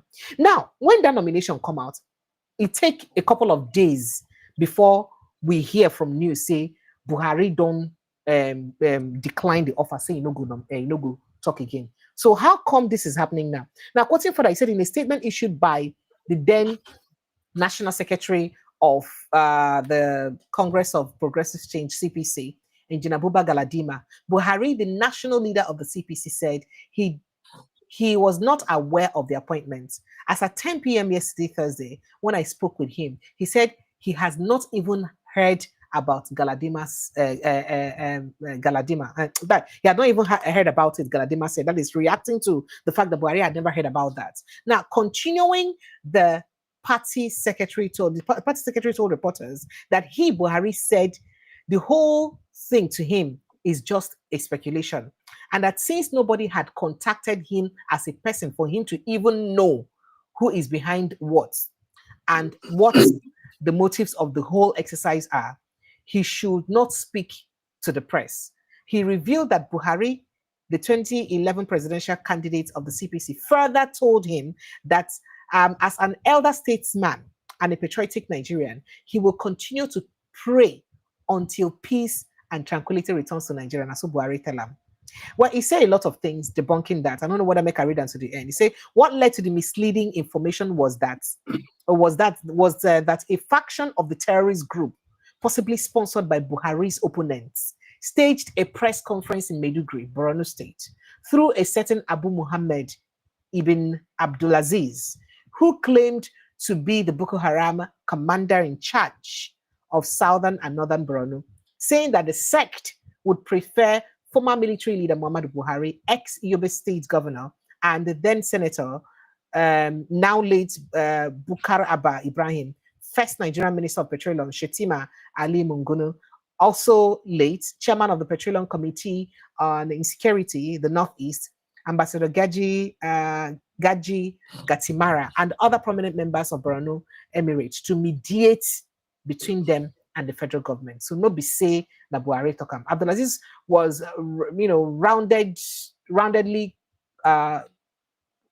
condemned by the leaders of Boko Haram, who claimed that he had no mandate of their leader, Imam Abubakar Shekau, to speak on their behalf. Now, speaking of the issue, the CPC National Publicity Secretary, Mr. Rotimi Fashikun, now late, lambasted President Goodluck Jonathan and ruling People's Democratic Party for latching on Buhari's alleged nomination for political reasons. Now, Prince Francis Chilaka, I don't know if you have any record of the president, Buhari, at that time, or the CPC at that time denying this fact, because all the records we did online, now the fact say he not just nominates. In fact, some people even blame him for taking too long before rejecting the offer. But make I take your thoughts as you conclude. Nigerians,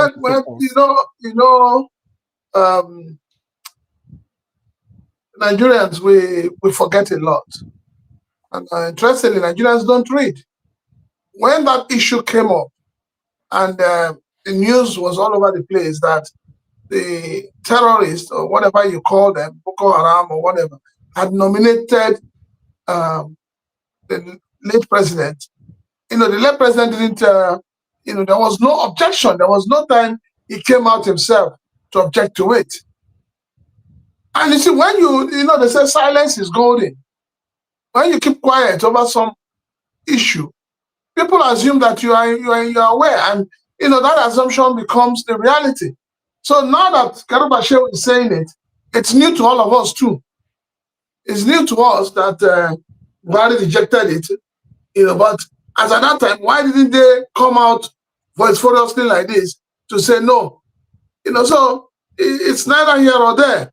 But then the person in question is late, is gone to rest, but eventually, the truth of Boko Haram will be updated.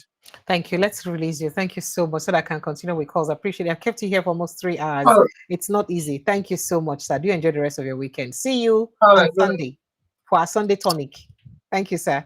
Good night. Okay, so make I go back to my calls. I see plenty of people see in my backyard and people go on put mouth for this talk. Not being said, I've been on follow you talk before. Okay, Nati White Danjuma Day here. Ogati White Danjuma, good evening and welcome, sir. Good evening, precious. Prince Chilaka, I know say you don't go. Good evening. You don't Jakpa. You don't wrong. Okay. How you doing today? I'm well. I'm very great. I'm doing okay, sir. Welcome. Okay. Sorry, we're keeping you this long. A quick one. I just want to. It's okay. I want to speak on the so-called Yaloja and Kenneth Okonkwo. First of all, let me. Yes. Okay. Go ahead. First of all, let me ask you a question. Are you planning to get Kenneth Okonkwo here on the platform? Okay, so Kenneth Okonkwo and I have a long history of I don't want to say temper issue or whatever it is. Okay. So okay, don't worry. he won't oblige me. He won't It's oblige me. I had invited him to a platform I belonged to before. I mean, when I was in Wazobia, he came. I think there was network disruption or something like that. Since then, he refuses to attend any of my interviews. Not be make us network now. Okay. You understand? Okay. So he refuses to oblige me. In fact, I've consistently invited him even here. He obliged me. So whatever I say, it's not because there are a couple of people I've invited there who didn't come out. Like I invited Shawari after that David Hundeyi's interview, but they refused to oblige me. But it's fine that some people even bigger than them in the political scene have also been here. It's okay. Thank you. Yeah, because I see that he is a man that needs publicity. He goes from platform to platform, and I listen to him. No, he won't come to his platform. So go ahead. I listen to him, and I think he went too far. A lot of what his the language. Wow. I am surprised. I did surprised. The moderators of the program did not stop him they from cut using off all some those points. If you watched those in the interview keenly, okay, maybe because I'm a media person, I noticed that there were some very serious words that they may have edited because I noticed some edited areas in that part when being the vex. So I'm sure they cut off some stuffs.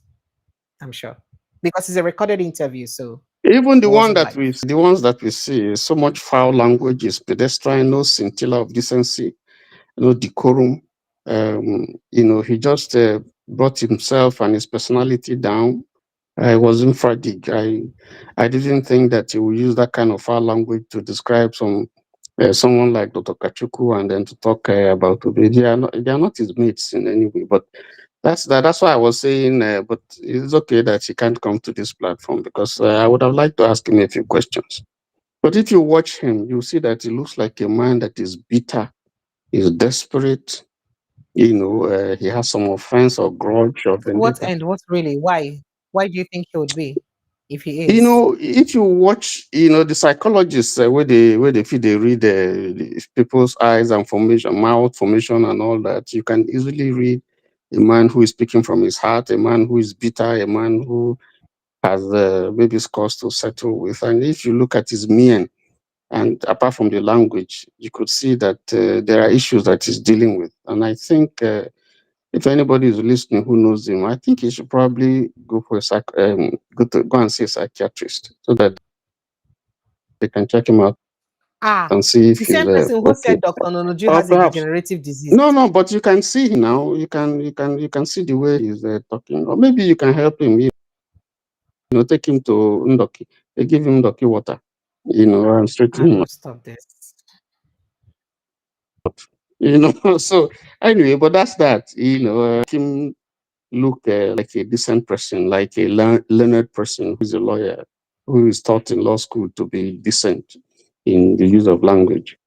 Yeah. There were other things he said too that I didn't even pay attention to. Like he said in that interview, I think he had mentioned that President Tinubu never went to Southeast to campaign and all that. But and then he also mentioned the soaked slice of bread conversation. In my head, I'm like, he made that comment in Enugu when he went to campaign in Enugu. Do you understand? And then part of what he said that he believes that the reason why some international community they speak out now about Christian killing for Nigeria now subtly because of the Muslim ticket. So even though you know, say they need to kill Christians, say not only Christians and they kill.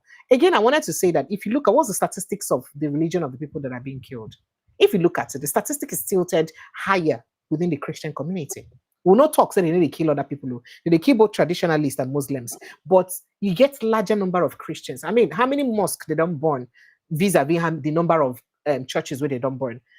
How many imams they don't kidnap? Precious, you just have to listen.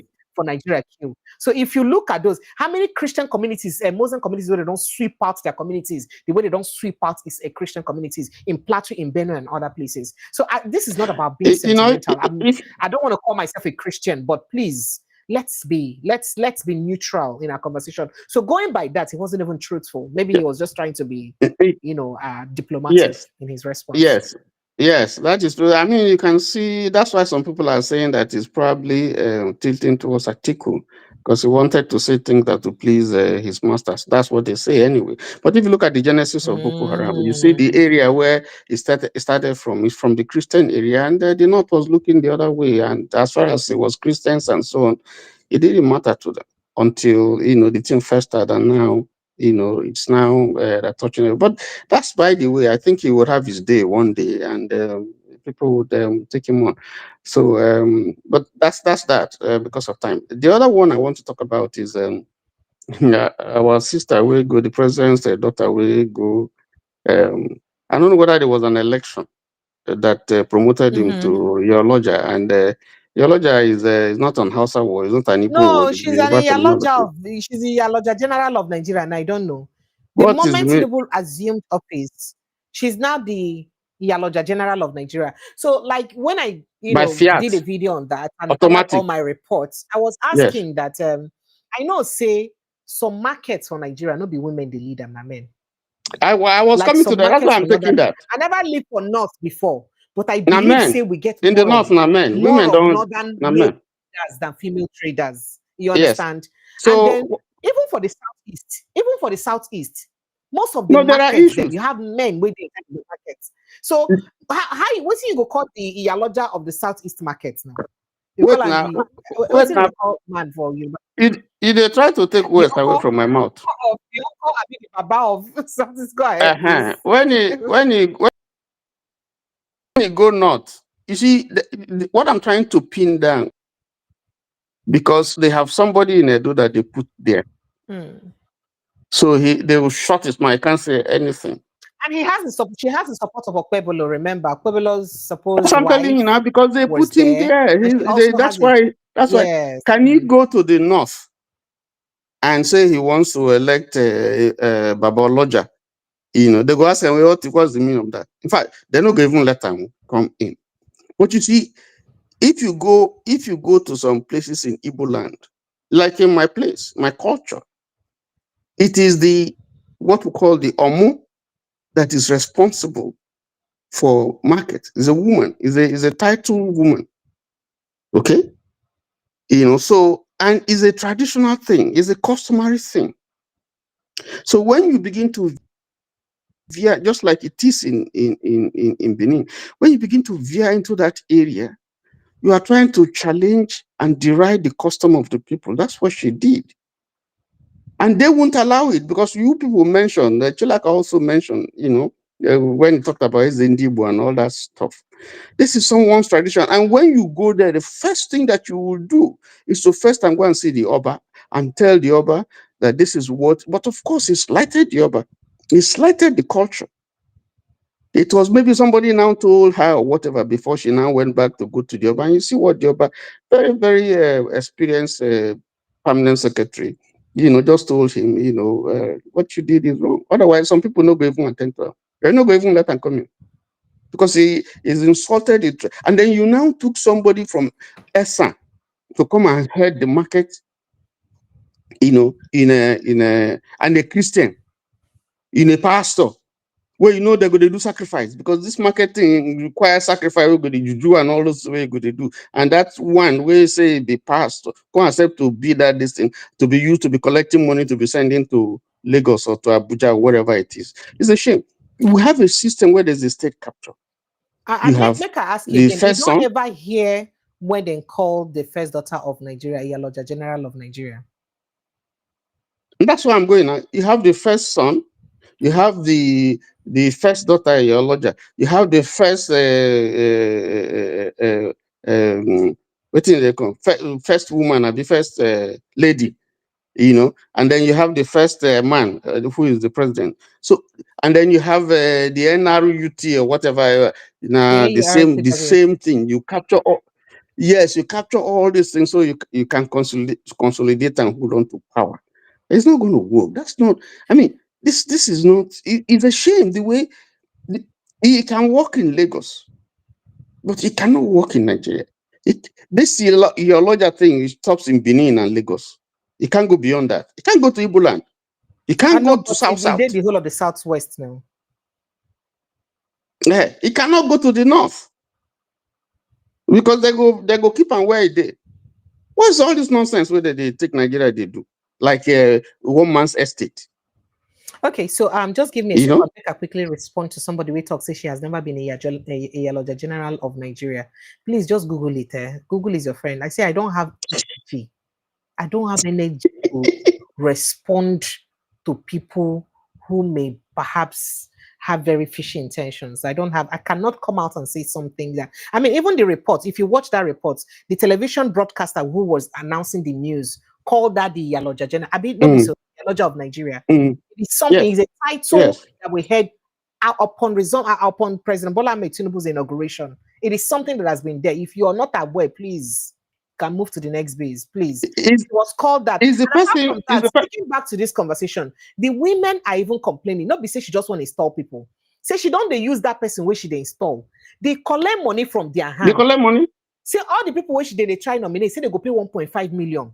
Then they go pay another 250,000 for waiting. They pay taxes and say people they complain. Say food they expensive. When they serve vegetable and okra and all those things. When it be sent from here, where they tax them, then they go collect the money from. So the women's major concern not be just say she they even install person alone. Now the fact say the thing they bring about they use them to make money on them, and then the one that say how people go you survive if they continue to tax them like that. So now we're asking these taxations to what end? Because if you go to NURTW, that's exactly what is happening there too. So I mean, to what end really with all of these taxations? That's the point. That's the point. It's just all the areas to raise money for whatever purpose, one family. What are they doing with all this nonsense? What are they doing? What is the Iyaloja have to do? You go to my place, you say you are Iyaloja of this market. From where to where? What is the meaning of that one?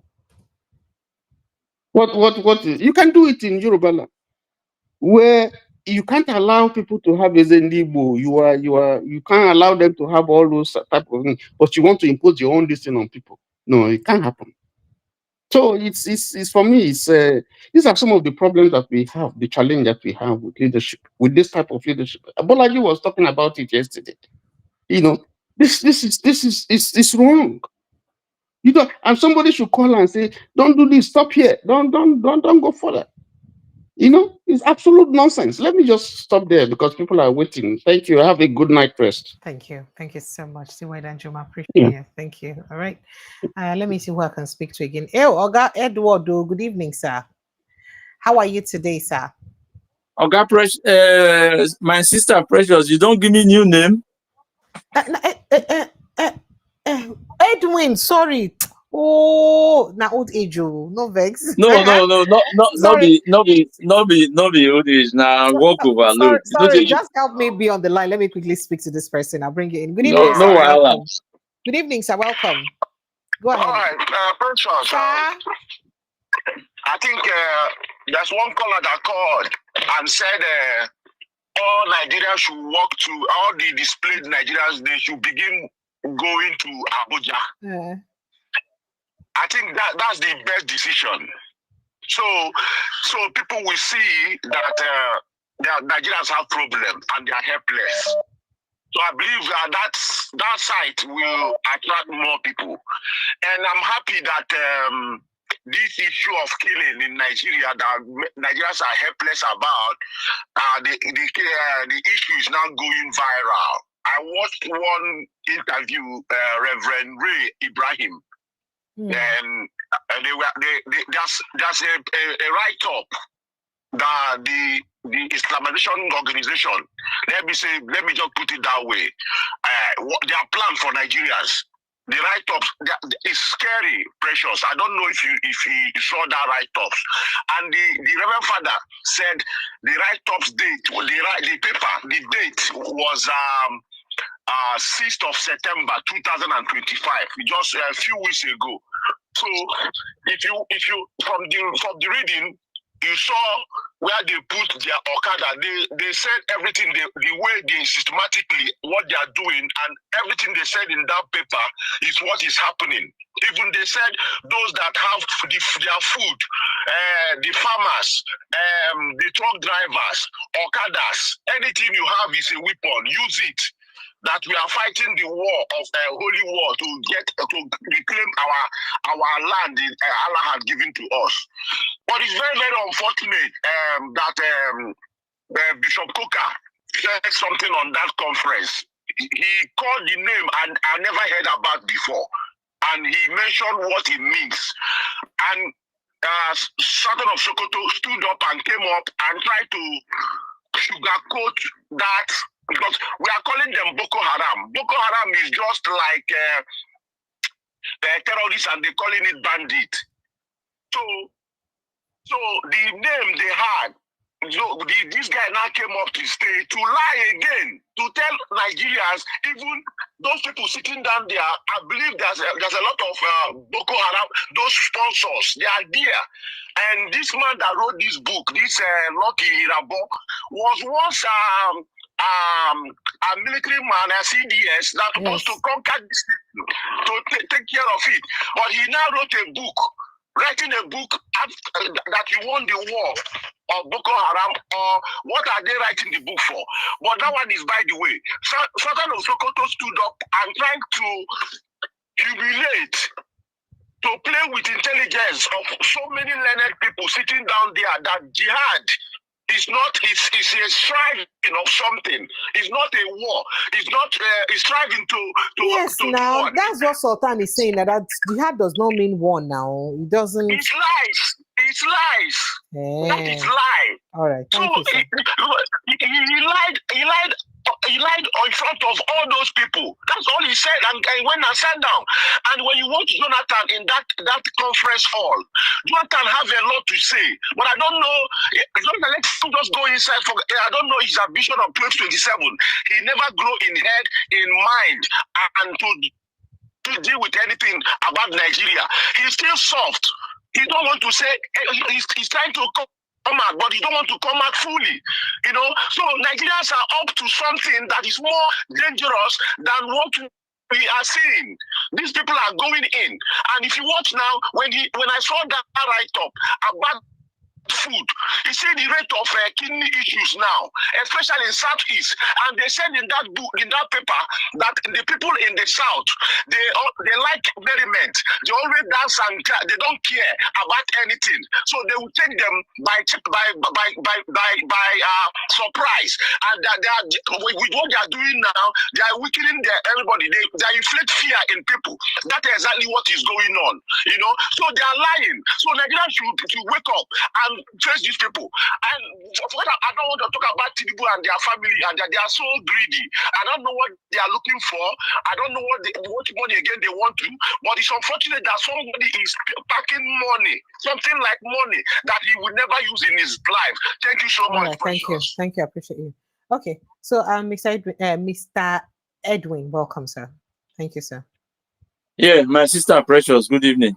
Welcome, sir. So, let's ask you know, say yeah, go ahead. No vex. I beg you, if our first daughter of the First Republic of Nigeria, because I know she changed her profile to first daughter of the Federal Republic of Nigeria now. So, if the first daughter of Federal Republic of Nigeria, the Yaloja General of Lagos, is only for Lagos, why she go try to go install a Yaloja for Benin, Edo State, and across all, picked women across all local government of Edo State, EEKs?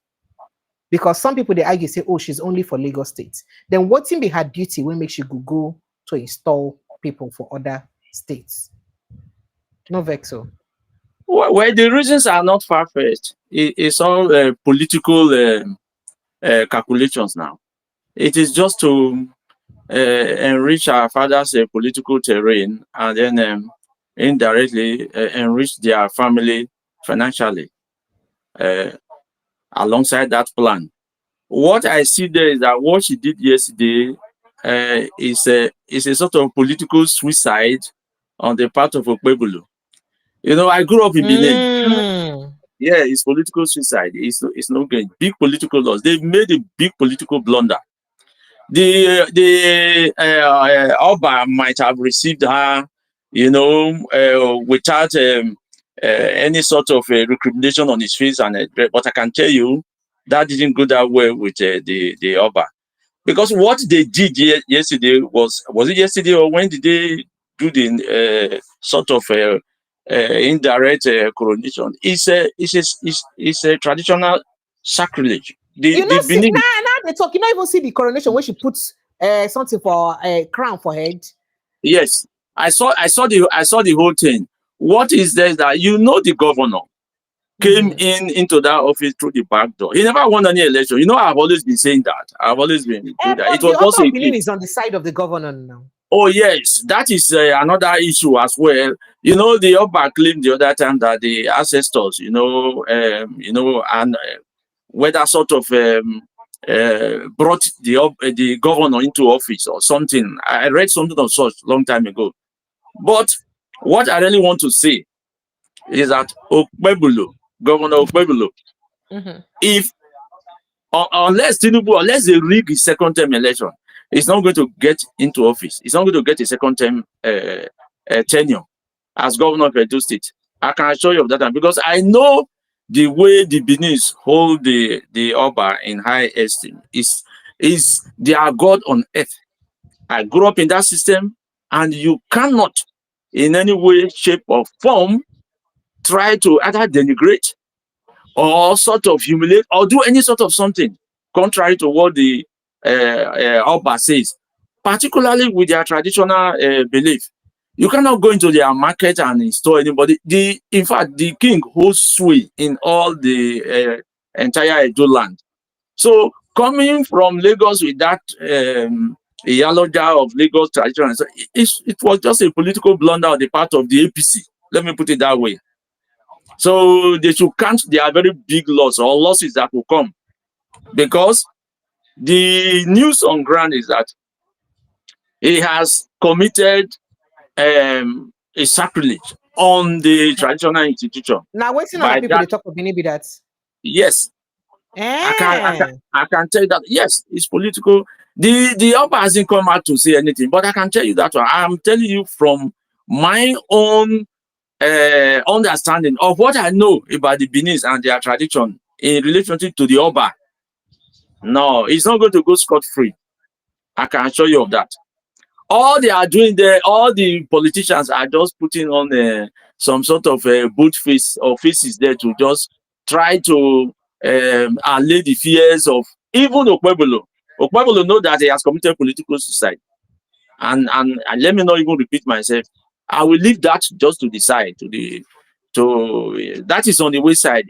It's already blunder on his part. So let me go to the issue of Buhari and Boko Haram.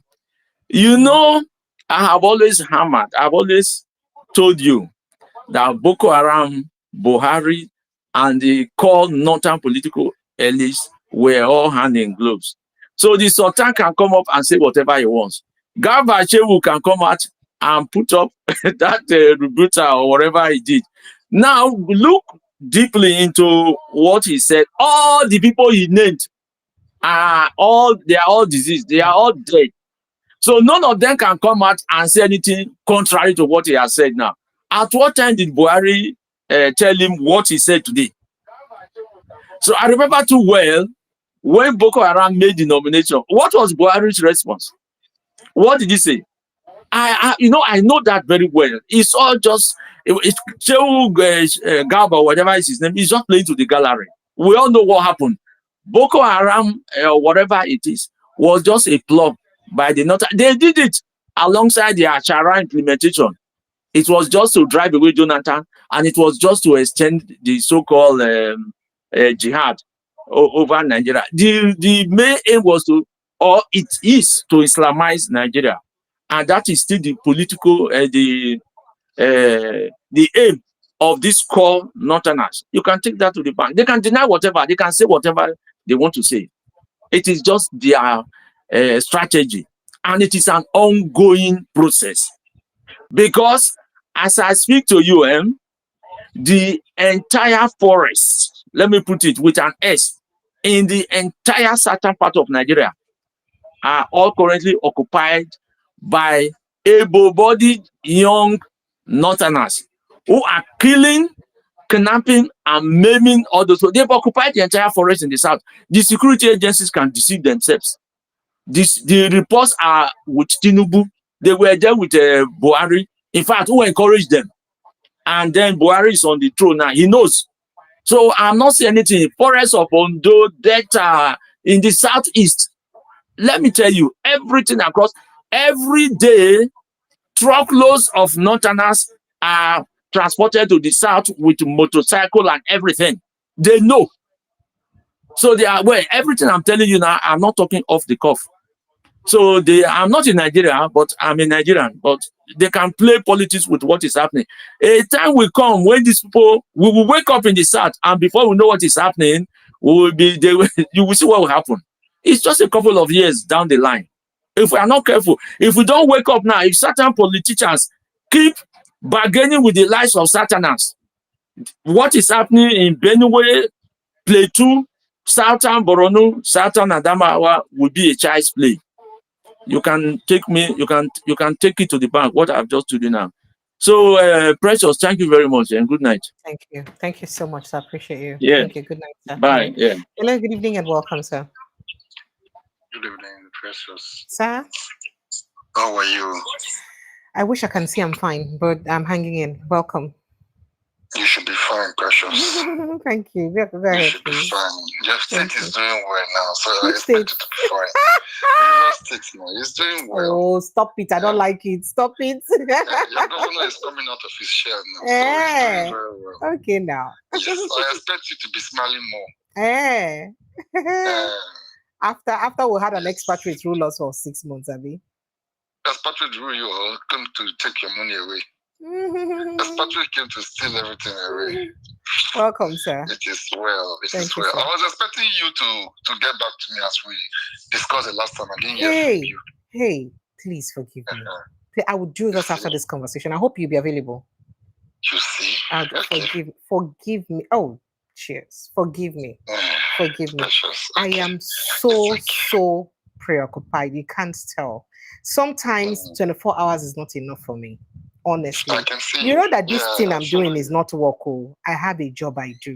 And because I work remotely, I think remote work is even more taxing than going to the office, because you tend to work for longer hours than you would ordinarily work if you go to the office. So it's taking a huge toll on me. And then it's also not easy. But it gives you the flexibility to do other things too. Which other things? Where I wanted now, this is the other thing I'm doing. You understand? And this other thing is also taxing on its own. The challenge I have with this is that it takes a lot of preparation to come on board to do this job. You know, the cutting of the videos, the sourcing of the stories, and all of those. And the worst part is that it's hard for me to get a formidable team, because most people I hire, in the next 2-3 weeks, they'll give me an excuse. I can't even tell my story. I've hired somebody that, you know, for a job here, and in 1 week, in 5 days he worked, he told me first of all, he went AWOL on me for 3 days. And the next 3 weeks, he went sick. He said he was sick. You know, that kind of thing. So I've had all sorts of nasty stories. I don't even want to imagine it. So it's not easy. Come and employ me. I'm available.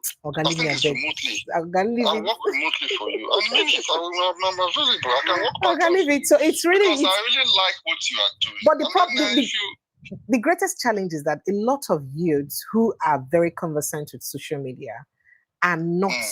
politically in depth. They don't know anything about politics. So it becomes a lot of challenge. So I'm practically training them on what to do. And then the training takes a lot because they don't even have the interest. This doesn't excite them. Meanwhile, they're the ones who actually know how the social media works. I'm sorry I'm saying this live on air, but it's a lot of wahala. So please forgive me. You can always draw us in wherever you think. I won't use draw you in like this now. Yeah. You will draw us in. Maybe we will talk privately. No wahala. We can support you. All right. Thank you. Thank you so much.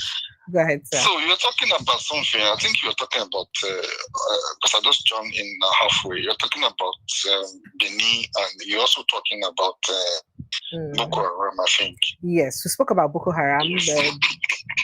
Goodluck Ebele Jonathan saying that Boko Haram was nominated Buhari to represent them, and he said that that's greatest, that scar would die with him, that the scar that Boko Haram has left in his, especially the adoption of Chibok Girls, the scar he left in his body, he would die with it, you know, and then quite a couple of other issues we've raised tonight.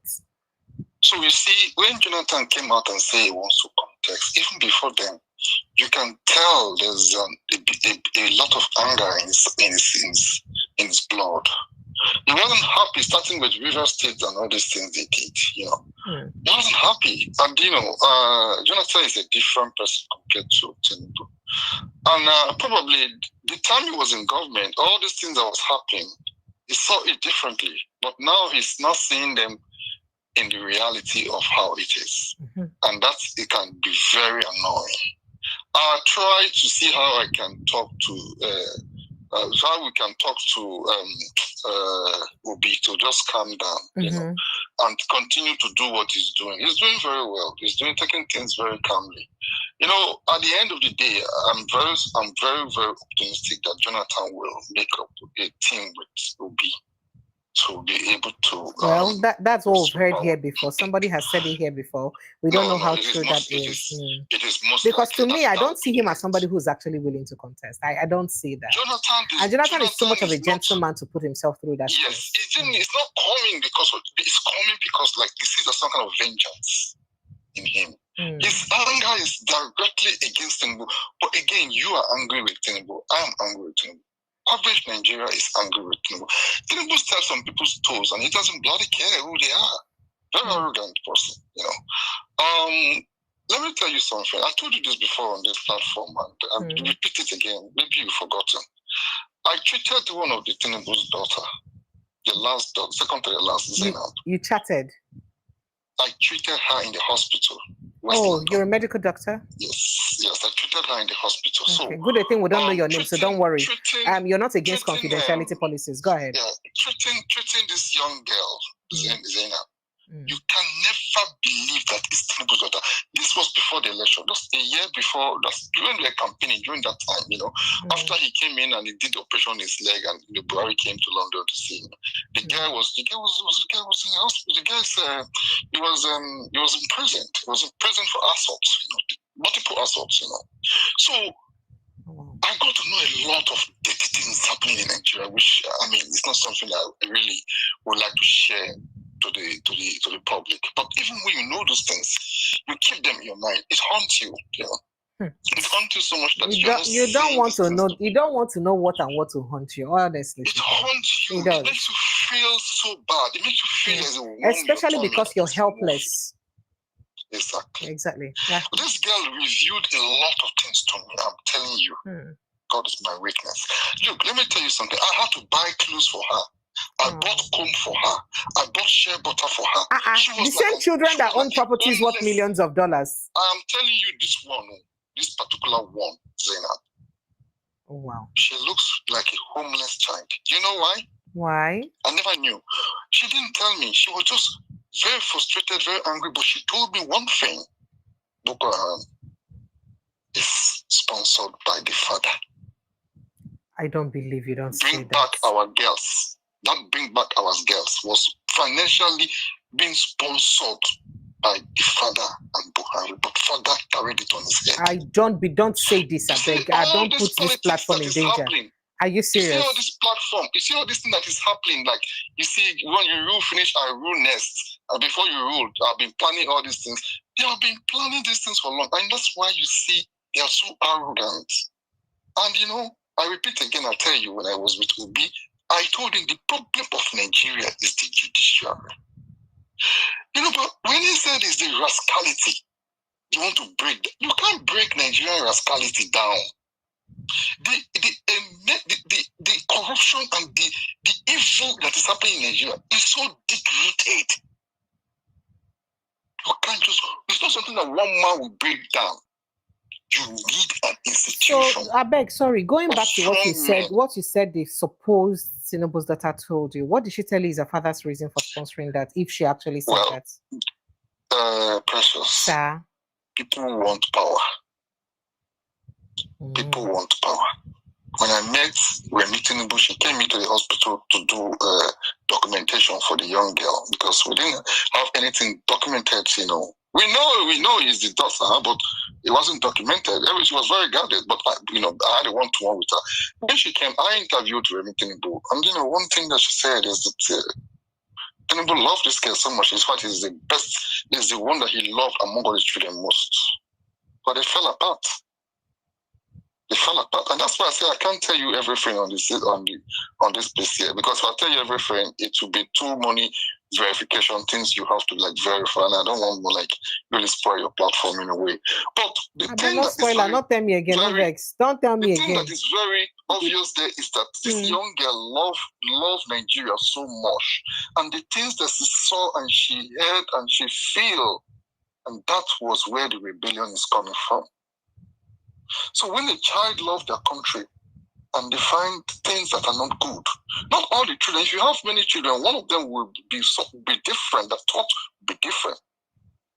So now you have the senior son, the one that is senior now, wants to be governor, is going up and down, gallivanting and trying to very... I hope what you have said so far will not affect your medical oath anyway. You've not divulged any medical condition anyway. No. Since it doesn't have anything to do with your medical condition. I'm not working in that place anymore. I've left the place long ago. And moreover, you not tell us any medical things, so you're not supposed to affect your work. I'm not revealing anything to you. Okay. I'm only just telling you. Okay, all right. Thank you. I'm talking about things that affect Nigeria. That's the one I mean. All right. So the thing there is, we are in a big shit right now. Big shit. Because as you see, they've captured the whole of the judiciary. And it's a bloody shame that you have a CJA, which I think we should be petitioning that woman because she has a British passport. And if she's sitting down on the institution that is so corrupt, and she's actually part of the corruption, we should be sitting her down and be sending the petition to the parliament for her passport to be revoked. She cannot be claiming to be a British citizen and be doing what she's doing. Because let me tell you something, Precious. If this judiciary had been right and foremost like we used to know. Look, I was in Gambia, and I remember Chief Justice of Gambia was in Nigeria. I know our judiciary was one of the best in the world. People come to learn from us. How did we get so bad? We got so bad when Buhari was attacking Onoja for no reason and removed that man by force. That's where we got it bad. And since then, the judiciary has not found itself. Let me tell you, all this election that they are doing manipulation, all these criminals that are going, all these people that are stealing money, they go to court, they will give them bail, they will give. It is the judiciary that is causing it. Because if the judiciary begin to put people in prison, they begin to do, you will see people will sit up and they're not doing it.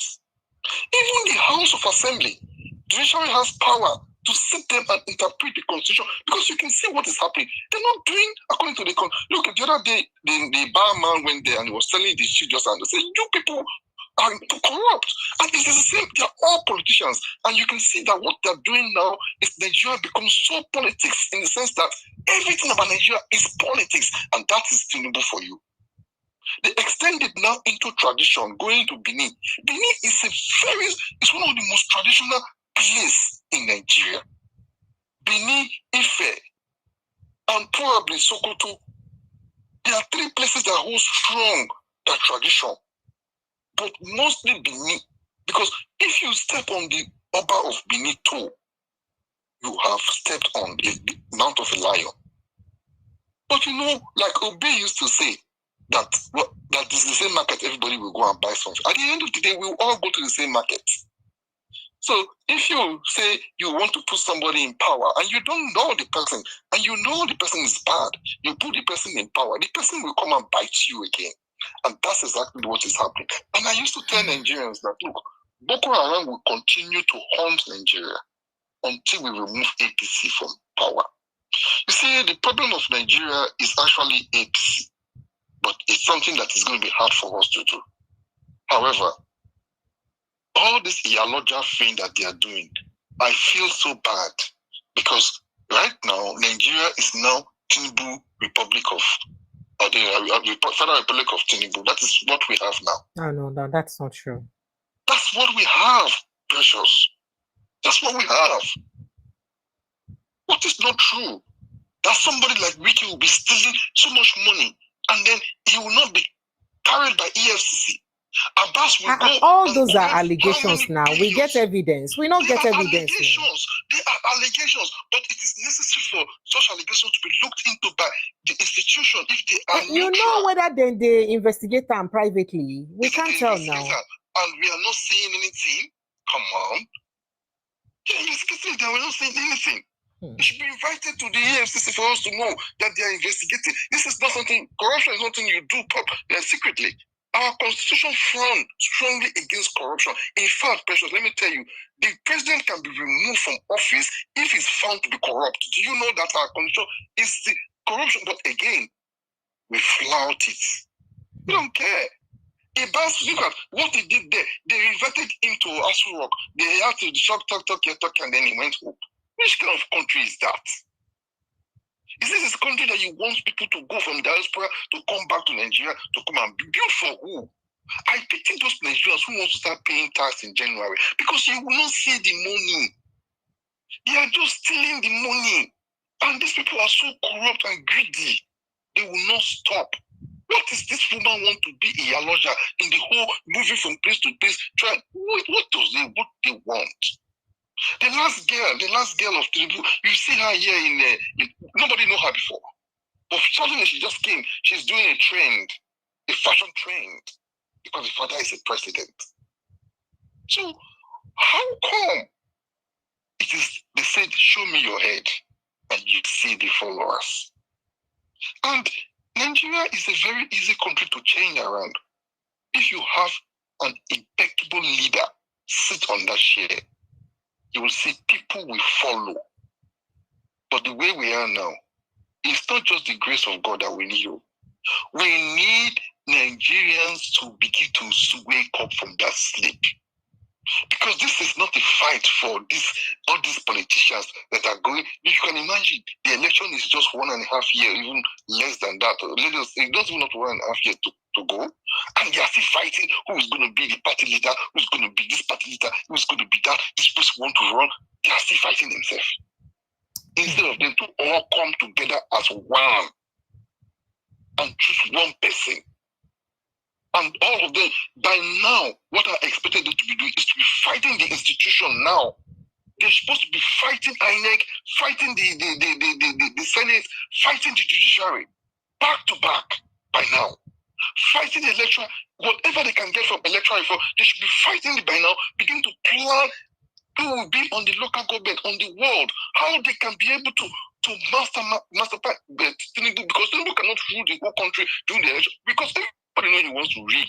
I was speaking to some people today, and they said he will come back now, some Yoruba people who doesn't even like him, he will come back, then he will rig. This is what he's saying. This is what they're saying. And that's the same thing an average Nigeria is saying. But you know what? He will rig, he will go away. If he doesn't go away, he will come for third term. If he doesn't come for third term, then he will put somebody there and he will plant MCO Olomo in every corner of Nigeria, and that's when Nigeria will know.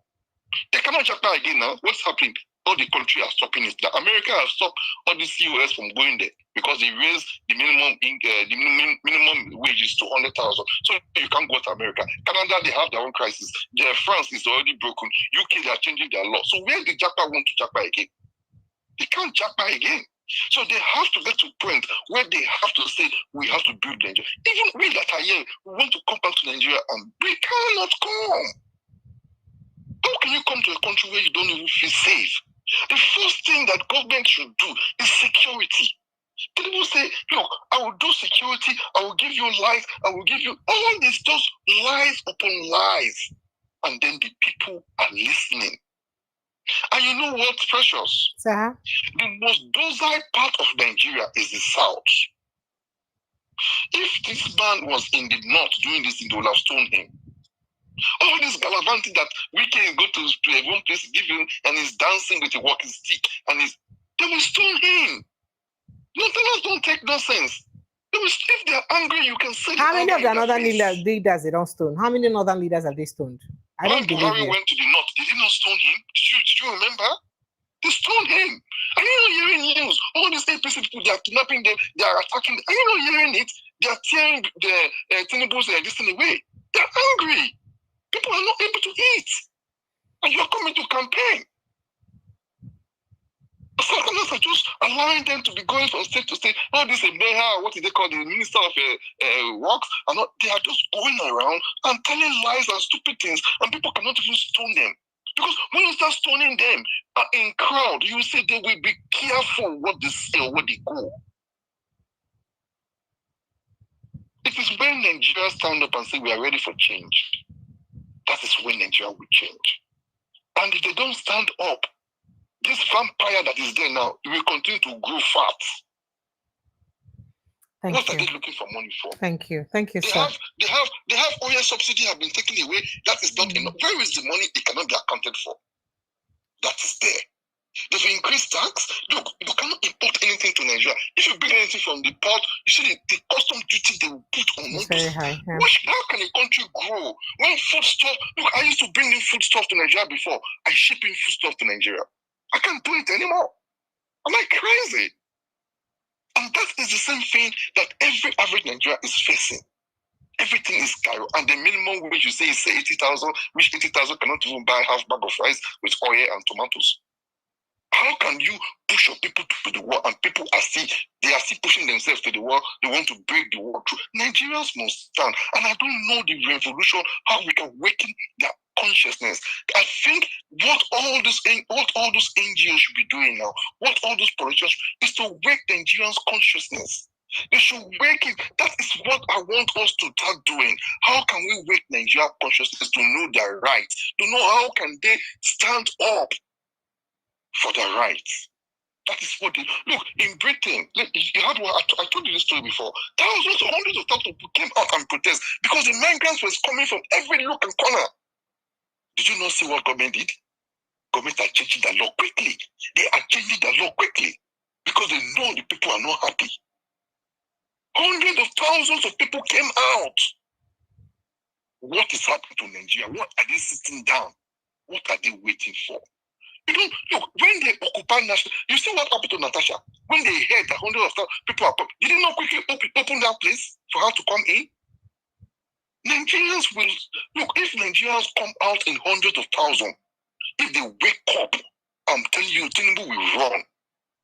Thank you. If they occupy Aso Rock, Thank you. will run. Thank so you. we all need to come together as one and begin to wake the people up so that we can change that country for ourselves. Thank you. Thank you so much. I appreciate you, sir.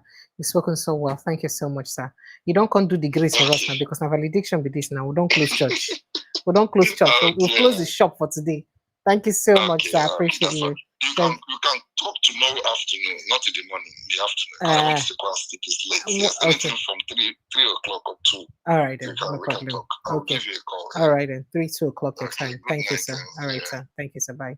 All right, Nigerians. That's the size of our package. Thank you so much for everybody. We don't put my for talk. Wallahi.